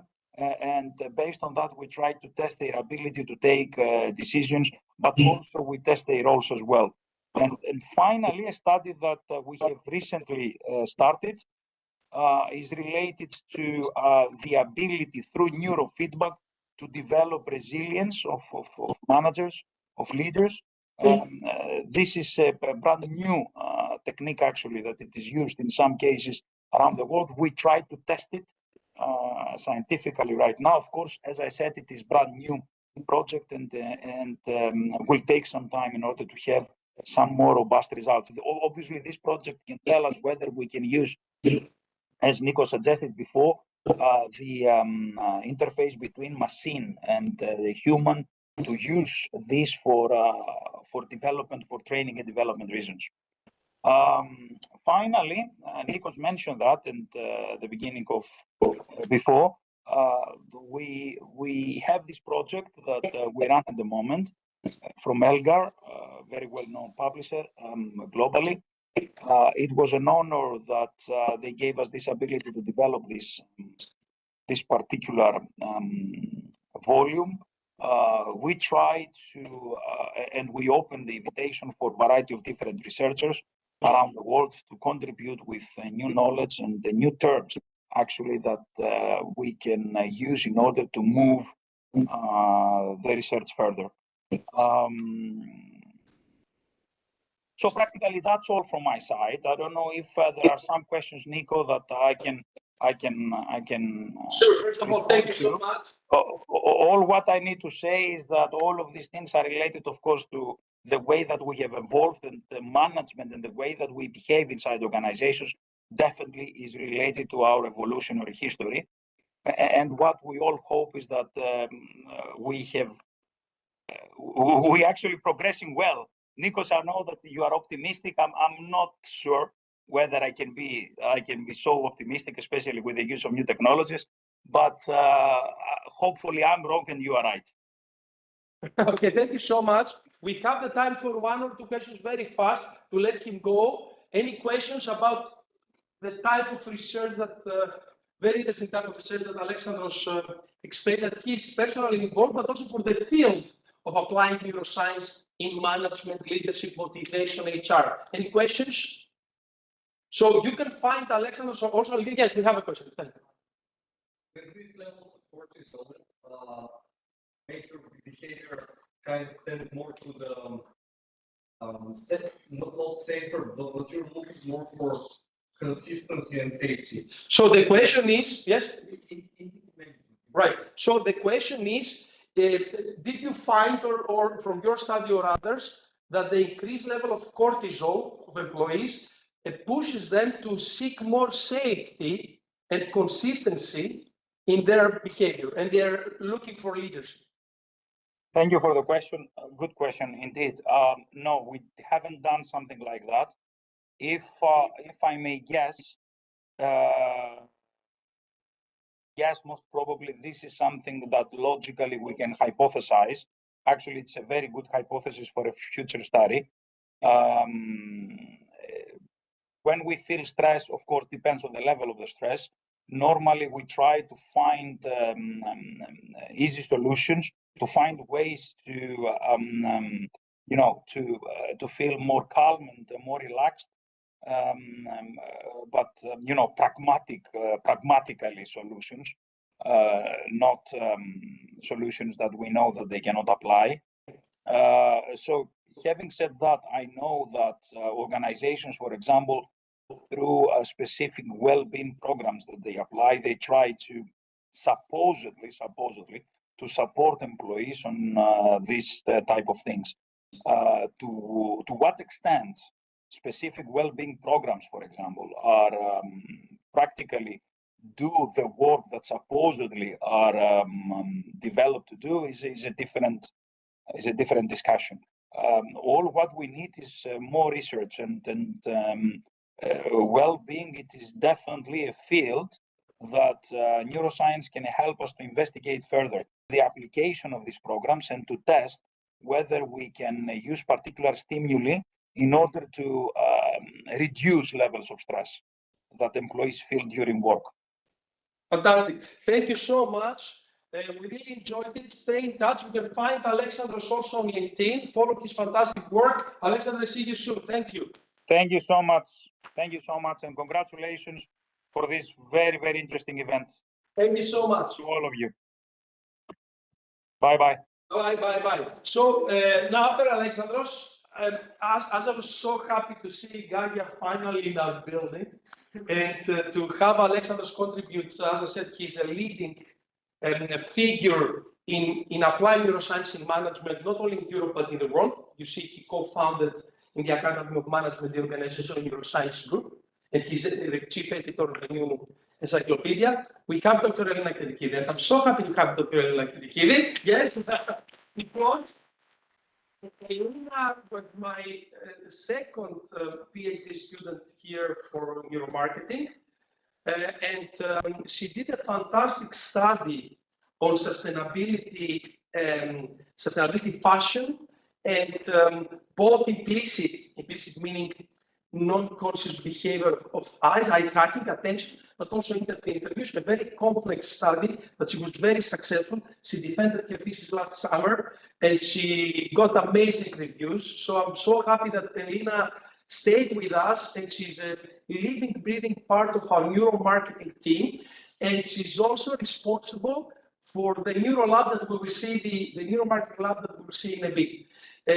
We invited Elena. You would see Elena anyhow because she would present the lab and we go in the lab. But since Kiki, who is also a contributor in our MSc Neuromarketing, she was sick, Elena was kind enough to come and show us what she did in the PhD, because sustainability as well-being is very important. Sustainability, is a very important topic, and obviously neuromarketing has to say a lot. So thank you so much. And when all yours, I will put the presentation for you up, and yes, yours. Thank you, Nico. So first of all, I would like to thank my supervisor, one of my supervisors, Nikos Dimitriadis and Julie Alevizou, because without their support and their help, nothing could be done to this long journey. And for most of you now in this room, you are at a master level. However, some of you are from bachelors that I can see some faces that I already know. However, if you manage and if you want to do a PhD, you should always have in mind that PhD is a marathon. So it's a long run. Thank you, Nico. So yes, it's a long run process. So without Nico's help and my other supervisors' help, Julia Levisu, nothing could be done. I wanted to say that, so thank you. Now, thanks to all of you that you're still here and you have attended this event, and thank you to the ones that they are attending, joining online. So, for those that they don't know me, I'm Dr. Elena Kitikidi, and I'm a lecturer here at City College, University of York Eurocampus. And today we are going to be talking about my thesis topic, which was sustainable fashion and social media marketing, how we can promote sustainability through social media. So why is this? Try it now. Work? Okay, it's working. So can you press it one more? Okay, it works. Yeah, it works. So yeah, for those that they don't know me, very quickly who I am and what I have done. So as I said, I'm a lecturer in marketing and the business department. I was a PhD candidate before that. Now I have my PhD and I'm very happy for that. Also, my master's was on digital marketing and social media here at City College. Regarding my working experience, I have dealt a lot with social media and digital marketing. I was working at an advertising agency in Athens. I was working as a digital monitor at Southeast European Research Center. So my field of studies is more or less regarding social media and neuromarketing. So before going more in depth about sustainability in the fashion industry, let me just quickly describe and explain to you why I wanted to deal with sustainability in fashion combined with neuromarketing. So we throw away 1/3 of the food we produce, while more or less 10% of the world population is undernourished. We do know that, right? The global consumption of materials such as biomass, fossil fuels, metals, and so on and so forth are expected to be doubled in the next 40 years, while annual waste generation is projected to increase by 70% by 2050, which is an enormous number. The fashion industry is considered to be the second global polluter, the biggest second global polluter after the oil industry. And this was one of the reasons that I wanted to deal with sustainability in fashion. More than 50% of urban fabric expected to exist by 2050, still on Earth. And 1 million of plastic bottles are bought every minute. Every minute that we're talking, there are being bought 1 million plastic bottles. 9% of plastic recycled, and 49% are being left on our landfills, which is a huge number as well. Here are some visuals and some facts about the fashion industry. So first of all, the average British woman of clothes, they are spending almost 300 pounds of money in clothes that they will never wear. And this is almost 30 billion of unworn clothes. Can you imagine the number? It's a huge number for clothes that they are not going to be worn in a life. Also, extending the life of clothing by further 9 months would reduce the carbon waste and water footprints by 20 to 30%, which is a very important number. In the US, we have 10.5 million tons of clothing, which is sent to landfill every single year. Can you imagine the number? It's huge. And that's about 30 times as heavy as the Empire State Building, a whole Empire State Building. Also, textiles account for almost 35% of global microplastic pollution, and the garment is worth just 4 times on average, which you can imagine. We are purchasing a t-shirt and we are going to wear it only for 5 times and then we will throw it away. So 95% of discard clothing can be recycled or upcycled. Now, here's a fact. Here's the most important fact for me, which when I was reading articles to find out what I would want to do in my PhD. This was one of the most important facts that I found out. It takes almost 3,000 liters of water to make a t-shirt made of cotton. 3,000 liters of water. And that's how much we normally drink over a 3-year period, a person. So if we want to create 1 t-shirt, this is the amount of water we should consume. Also, it almost takes 8 gallons of water, which is the amount of a single person drinks in 7 years to make 1 pair of jeans. All of these numbers came up to my mind, and I was like, how on earth this the industry that I do love, it's polluting so much our environment. So everything we make returns to Earth either as food or as poison. And I don't want to be that kind of person that pollutes our environment due to the fact that, okay, we love the fashion industry. Fashion and textile sector is one of the most polluting and wasteful industries. Also, it lacks transparency. That's why I wanted to go more in depth using neuromarketing and neuroscience devices in order to explore these, in order to go more in depth and to find out more why people they don't buy sustainable fashion clothes and why all this is happening through the fashion industry. So we should embrace new ways of enjoying clothes, such as sharing and swapping. Here are some links of online fashion brands or online platforms where you can reuse your clothes. So I will share this PPT afterwards. And how many Earths? This is another question that it's very important to answer, because currently we're consuming resources worth of 1.7 planets per year. How we can do that? So with this pace continues, we will need resources 4 times more than our planet can provide. But we only have 1 planet, right? So how we could overcome this overconsumption. And when I'm talking about sustainability is not only buying sustainable t-shirts or sustainable jeans. It's a way of living in a sustainable way, not over-consuming products. Nevertheless, not over-consuming sustainable fashion products, okay? Or anything that is overconsumption is no good in any case. So what is sustainability? Sustainability is a really fuzzy concept, so we don't have one particular definition. However, it is concerned with environmental, social, and economic aspects and seeks to meet the needs of the current generation without holding back the forthcoming generation to fulfill their needs.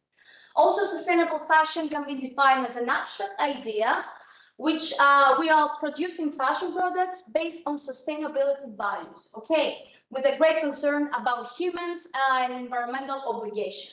So when we're talking about sustainability, it's not only the social, it's not only the environment, it's the social and it's the economy. So we have 3 aspects regarding sustainability.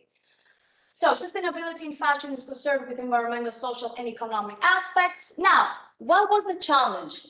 How I was going to overcome this challenge? Sustainable fashion brands want to reduce the impact on the environment, but how can these brands best reach their audience? So let us assume that we want to create sustainable fashion brands and we want to make the people know the importance of sustainability into our lives. How we are going to communicate that?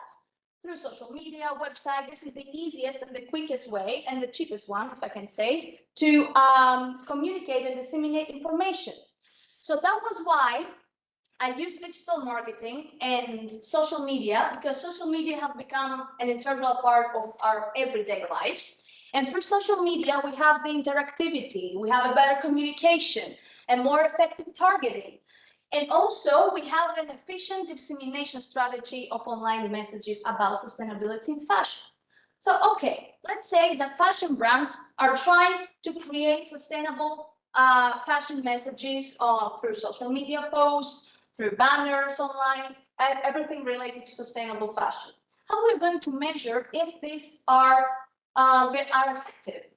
So I've used, but can we measure and understand consumer social media behavior and visual attention towards sustainable fashion? Yes, of course we can.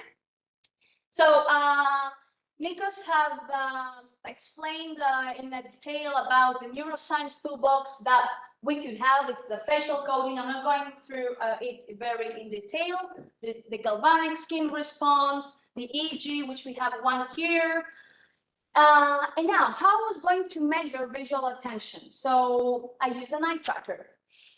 Visual attention starts from the moment when eyes receive signal lights. Eye movement is a way to measure visual attention. So neuroscience was the way to me in order to investigate visual attention and to deliver better communication messages to consumers. So visual attention was measured through neuroscience experiments using the eye tracker device. For those that you don't know, the eye tracking, we will go more in detail when we'll do the demonstration on our lab, but very briefly, the eye tracking technology measures the eye movements in order to identify the position of the pupil using infrared light. And in other words, the eye tracking technology follows and reports on gaze patterns on participants. So this is a representation of what we can measure through the eye tracking. So we can measure the time to first fixation. Here you can see a map with some numbers which shows the journey of the eye. So what did you look first, second, third, fourth?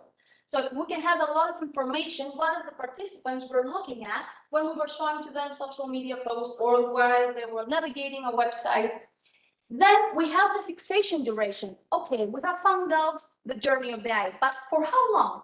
For how long did they stay on this bottle, or for how long did they stay on the face? Which is very important, because if they stay longer, it means that something attracted their attention for a particular time, which means that they might be interested, or they might have some other cognitive law based on previous experiences. And here we can see a heat map, which is a visualization of, as Nikos mentioned previously, so you can see here the red, that means that for long duration, they stayed on this particular place, and when it's green, it means that they didn't care so much. Oh, well, it means that their visual attention was not attractive for so long. Here are some of the social media posts that I have used through my PhD study. So I had some areas of interest, AOI, as we call them. So I tried to measure the areas of interest was the visuals that the social media posts are being used, the text, the caption that the fashion brands are using to explain that they are dealing with sustainability, the logo, and the engagement metrics, which are the likes and sometimes the comments, as you can see here. So here are the heat maps, the visual representation of the fixation duration. So for how long they stayed on some particular elements on the areas of interest. So here you can see that the text, because the text while we're reading, we consume more energy. Okay, there is more cognitive load. So that's why here we can see that they stay longer. However, I have found out that the visuals are the area of interest that attracts faster the visual attention. So visuals are very important, particularly in fashion, okay, and in fashion brands and also in social media. So how we can embrace the slow fashion mindset? Here are some ways that we can do that. We can avoid trends. So, okay, it's cool to be in fashion. However, we should embrace singularity and our personal style. We can shop secondhand and vintage. We can buy directly from creators, wash less, repair, rent clothes. All of these are some of the ways we can do in order to adopt a more sustainable way of living. And that's all for me. Thank you very much for your attention.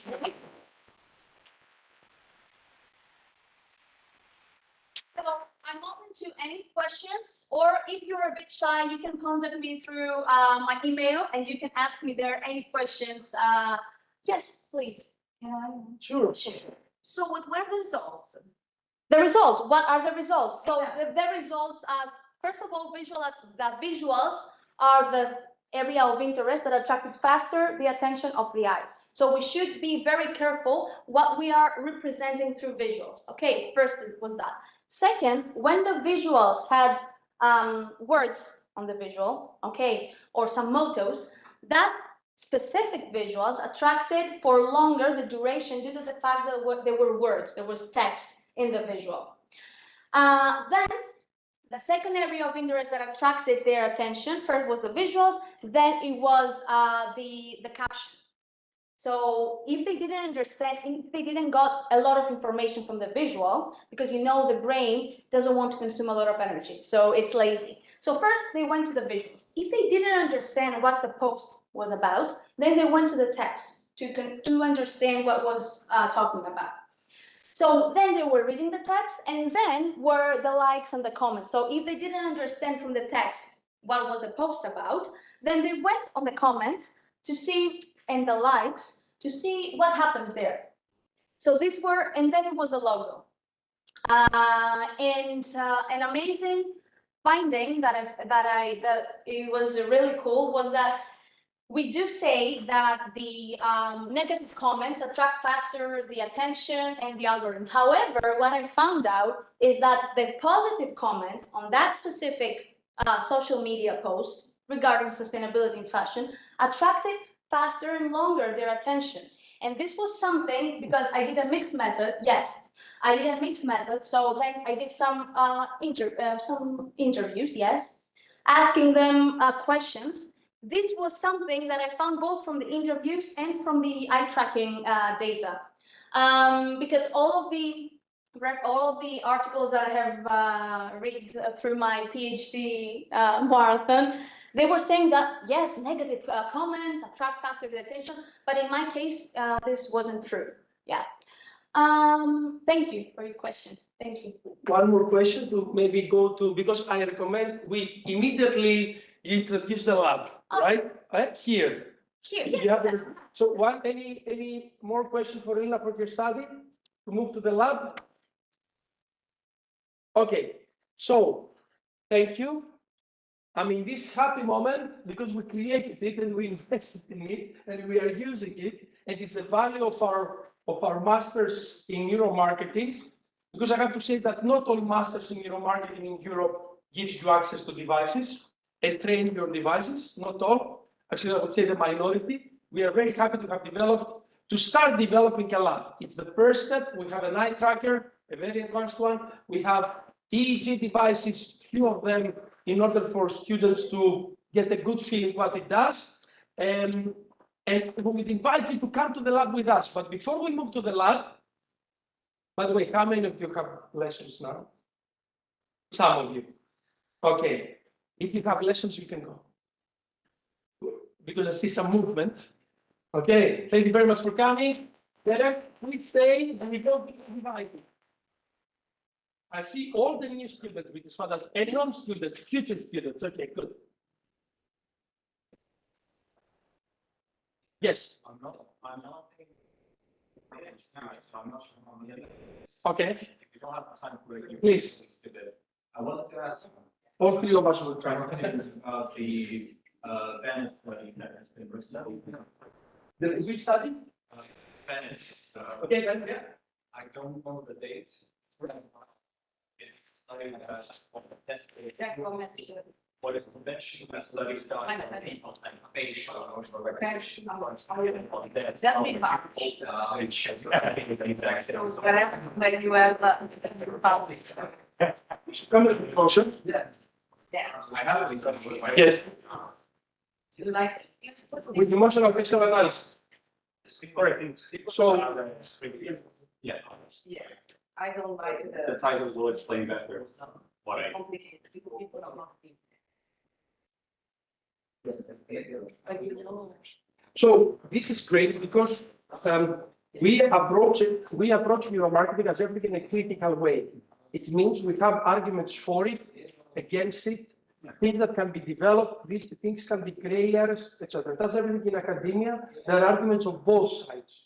When it comes to emotional facial analysis, there has been a lot of criticism, especially the 2 years before, mainly on the biases of training the models, because many models were trained on specific geographies and not in others. At the moment, though, many of these biases, especially the good system, have been corrected and are continuously being corrected. But the most important is, what is the alternative? So I can use a tool like that, or I can use people recognizing emotions. First of all, using people recognizing emotions is very difficult because you cannot scale it up. So first of all, technology helps you scaling, even if it is the same. If the accuracy is the same between people and it's called emotion AI, emotion AI helps you scale while people does not help you scale. But that's not the important. From 2017 onwards, the scale has tipped to the AI of emotion recognition. In the beginning, it was AI was better to recognize negative emotions, better, but in positive, it was equal with human. Now it has surpassed even in positive with scale. So yes, there are advantages and disadvantages in every method. Yes, there's criticism, which we should know and learn and explore, but yes, also there's constant development. Maybe a little bit I managed to. Yes. Okay, but we can continue this conversation Without, yeah. Thank you so much. Okay, good. For the brave ones, because we saw the CEOs like brave people, right? So for the brave ones, Elena, let's see what we do in the lab. Okay. And what the neuromarketing students will do this semester. Okay, here I am again. So our lab, it's called Applied Neuroscience Lab, and it's the next door. There, we will go in 10 or 15 minutes. So I'm not going to go in detail. So what is neuroscience? Because we have talked a lot about neuroscience the last 2 hours.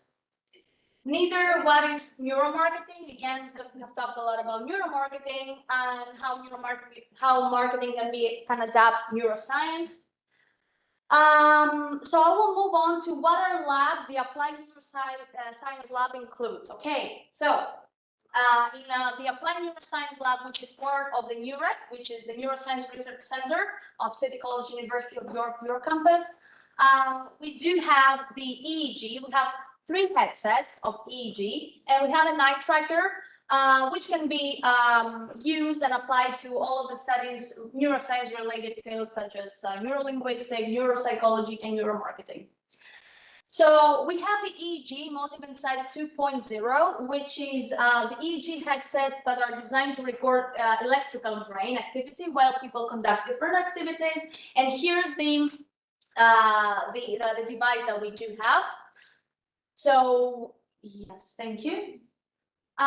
So let's quickly have a look. Let's see a video regarding the EEG Multi-Insight 2.0 to see how can be applied to real life.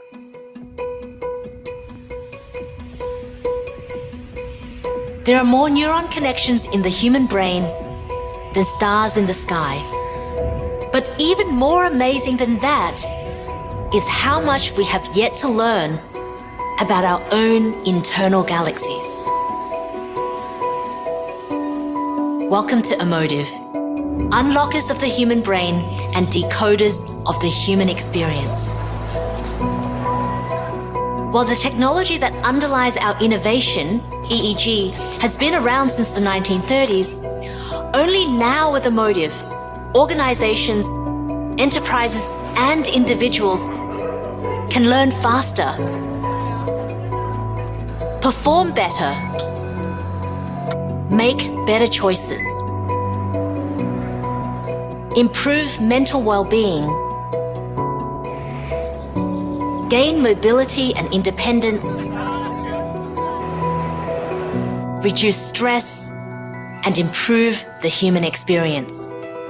In building the world's largest database of anonymous brain information, we've developed a seamless way to create meaningful measurements and actionable insights.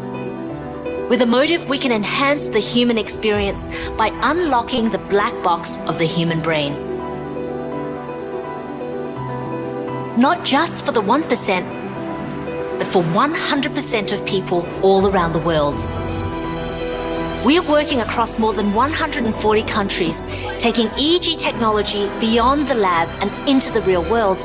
We are able to study the brain in real time, in real life. We can decode cognition, emotions, and behaviors as they happen.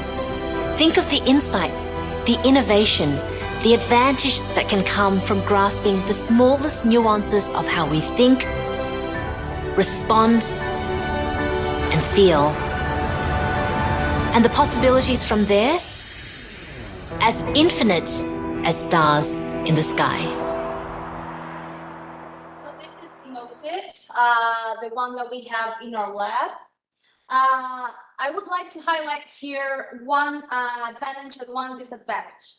So with this Emotive, this EEG has 5 channels. However, we have another EEG with 128 channels on the other building. So if you want to do a marketing study, 5 channels are perfect, amazing. There have been publications with this specific device. So you can use it for your master thesis. Amazing, it's perfect. So this is one of the disadvantages, that it has less channels. However, the advantage is that this one can wear this headset and move around the room because it works with Bluetooth. Whereas with the other one that has 128 channels, you have to be stable. Okay. Now the second device that we have is the eye tracking Tobii Pro Spark, which is one of the leaders in eye tracking currently in the market. So with Tobii Pro Spark, we have the ability to measure eye movement strategies of people watching any kind of visuals, videos, social media posts, text, anything related to visual attention.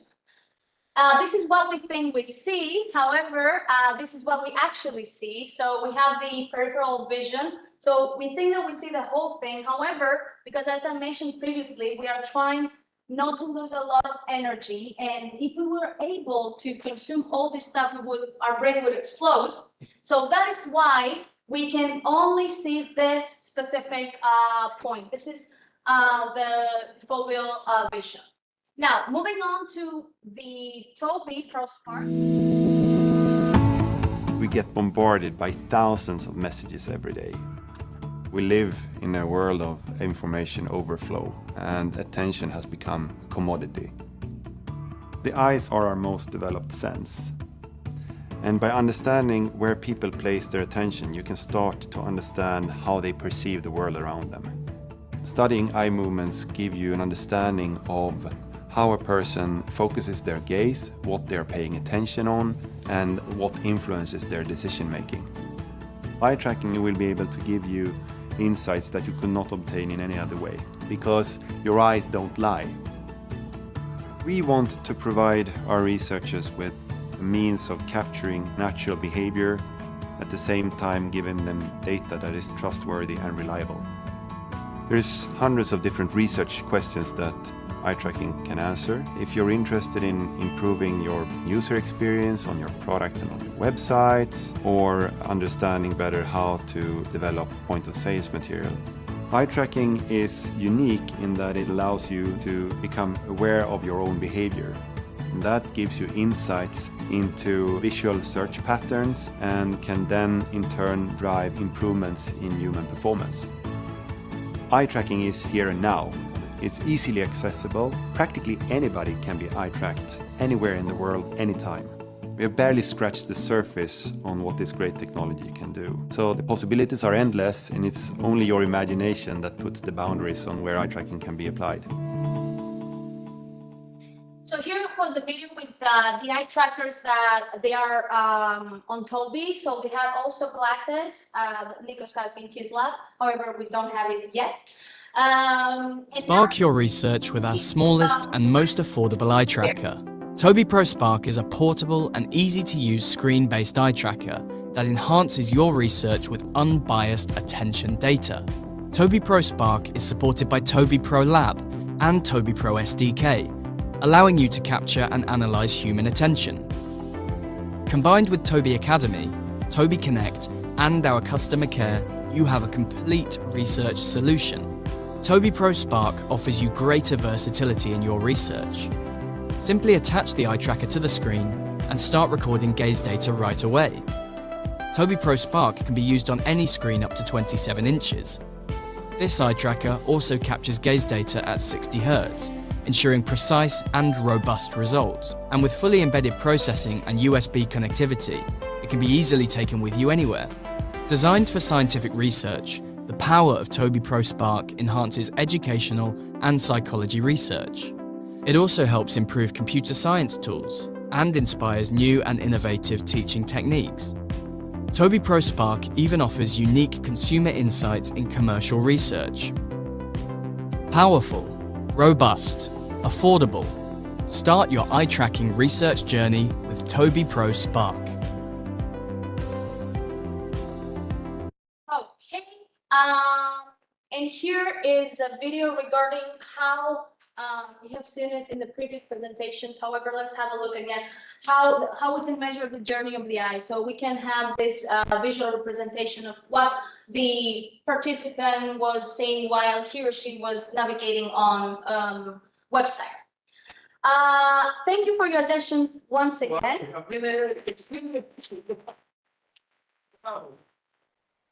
So any questions before we move to the lab to do maybe there a small demonstration of both devices? Any question? Yes.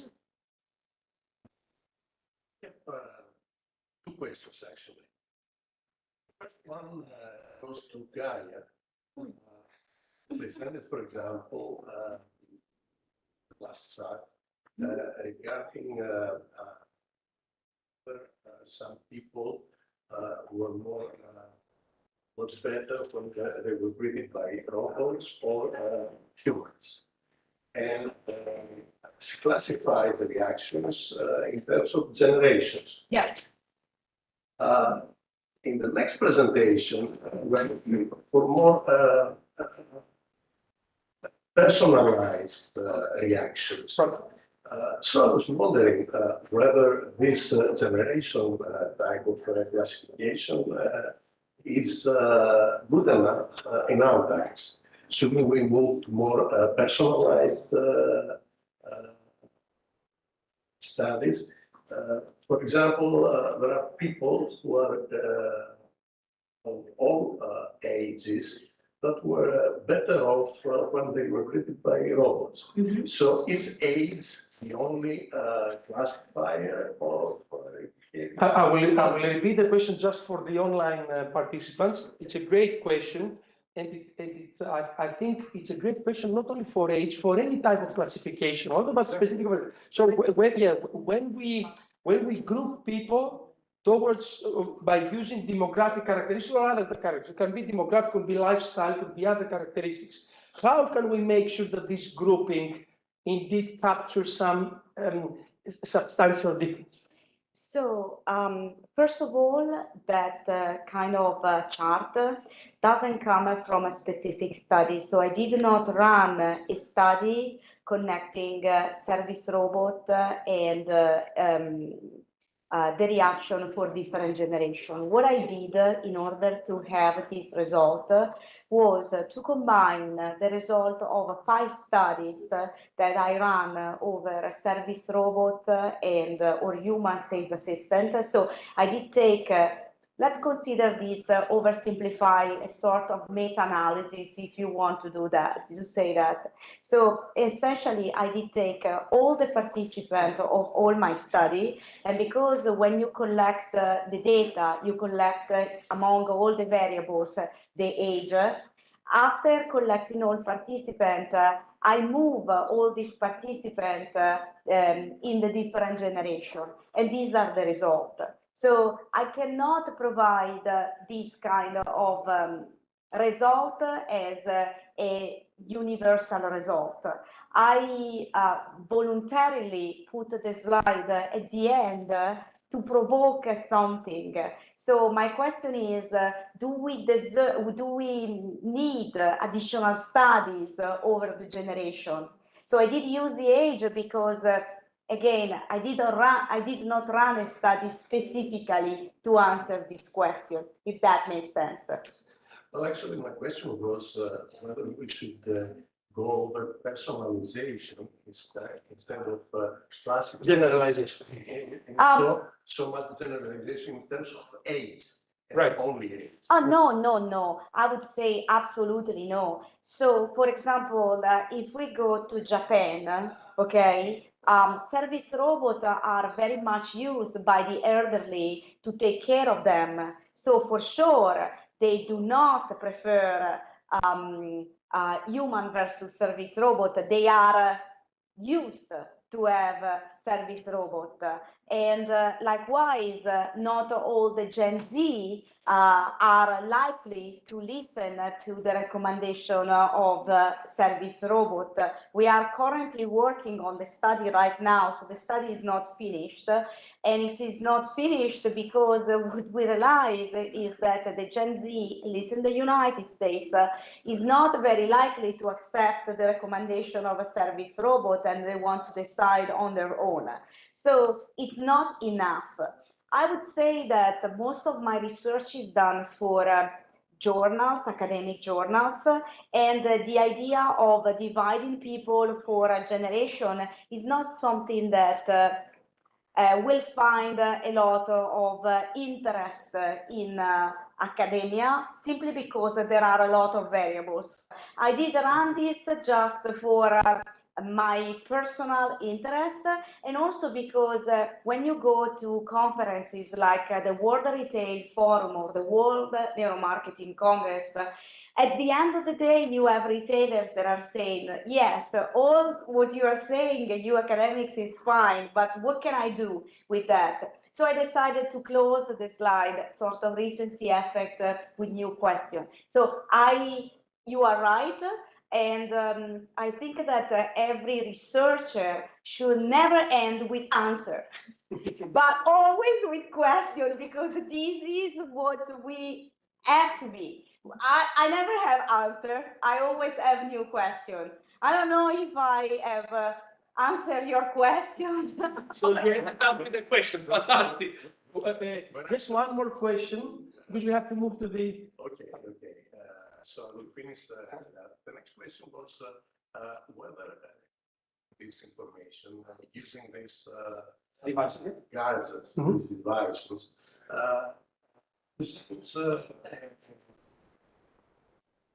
has an effect on whether the person gives the real right. No. Yes. So this is an amazing question. Right. So the Cotton effect is very much present when you are asked to self-report. The most important question that we get from clients mainly that want to use this device is exactly that. What if I come in the lab and I just had a fight with my boss, or I'm afraid for the devices, or I'm excited about the devices? Would this preliminary emotional and cognitive state influence the result? And this is a question that has been answered in a very high degree for many years now, not only for neuromarketing, for applying neuroscience studies in all aspects, and it's called calibration. All these devices take a few minutes to calibrate to the specific situation in the person in the lab. When you calibrate, you measure, for example, with electroencephalogram, you measure, you understand the current state of their mind. So maybe somebody is angry, somebody is tired, somebody is with fear, somebody is excited. And then you take this state and you equalize it towards all your subjects. You create a baseline. So when then somebody comes as this and add, what you actually report and record is the net effect of this stimulus, not as an added on the previous existing, but as a from zero line on top. So actually it has been solved. I'm not saying perfectly, but it has been solved. So regardless if you come afraid and you come tired and you come excited, we all start because we measure this state before you start, seconds before you start the study, you are all for the data analytics, you are zero. And then we see the net effect of the stimulus. Because yes. we're having stress as a noise factor right. during the examination of postgraduate students. And we're using the TRIA protocol, which is exactly the same, 4 phases. The first and the last one is the calibration. Correct. The calm state. Bravo. The baseline where you can measure the. Right. So what Professor tells us here is that also the research, apart from the calibration of the devices, is often the research design. There's experimental research design, which allows you to create these more groups that will be the normal, the neutral ones, where then you can test the net effect. So we have calibration of devices, and we have also research design that allows you to. It's not perfect. I don't know if it will ever be perfect, but it's actually very satisfactory. Thank you. And thank you for the questions. Thank you for your contribution as well. Should we go next door? Ready to have your eyes tested? So thank you so much. Before we go, thank you so much to everybody online that participated. I hope you were patient. I hope you enjoyed. I hope next time we will see you in person. So thank you very much for staying with us online. Thank you everybody that was here. And I think we didn't thank enough the people that help us organize this. Angeliki as head of the department, all the team of Angeliki, Sophia, the IT team, you are all wonderful. Without you, wouldn't be able to make it. So thank you so much. Okay. So, bye-bye if you're online, come in person to see our lab.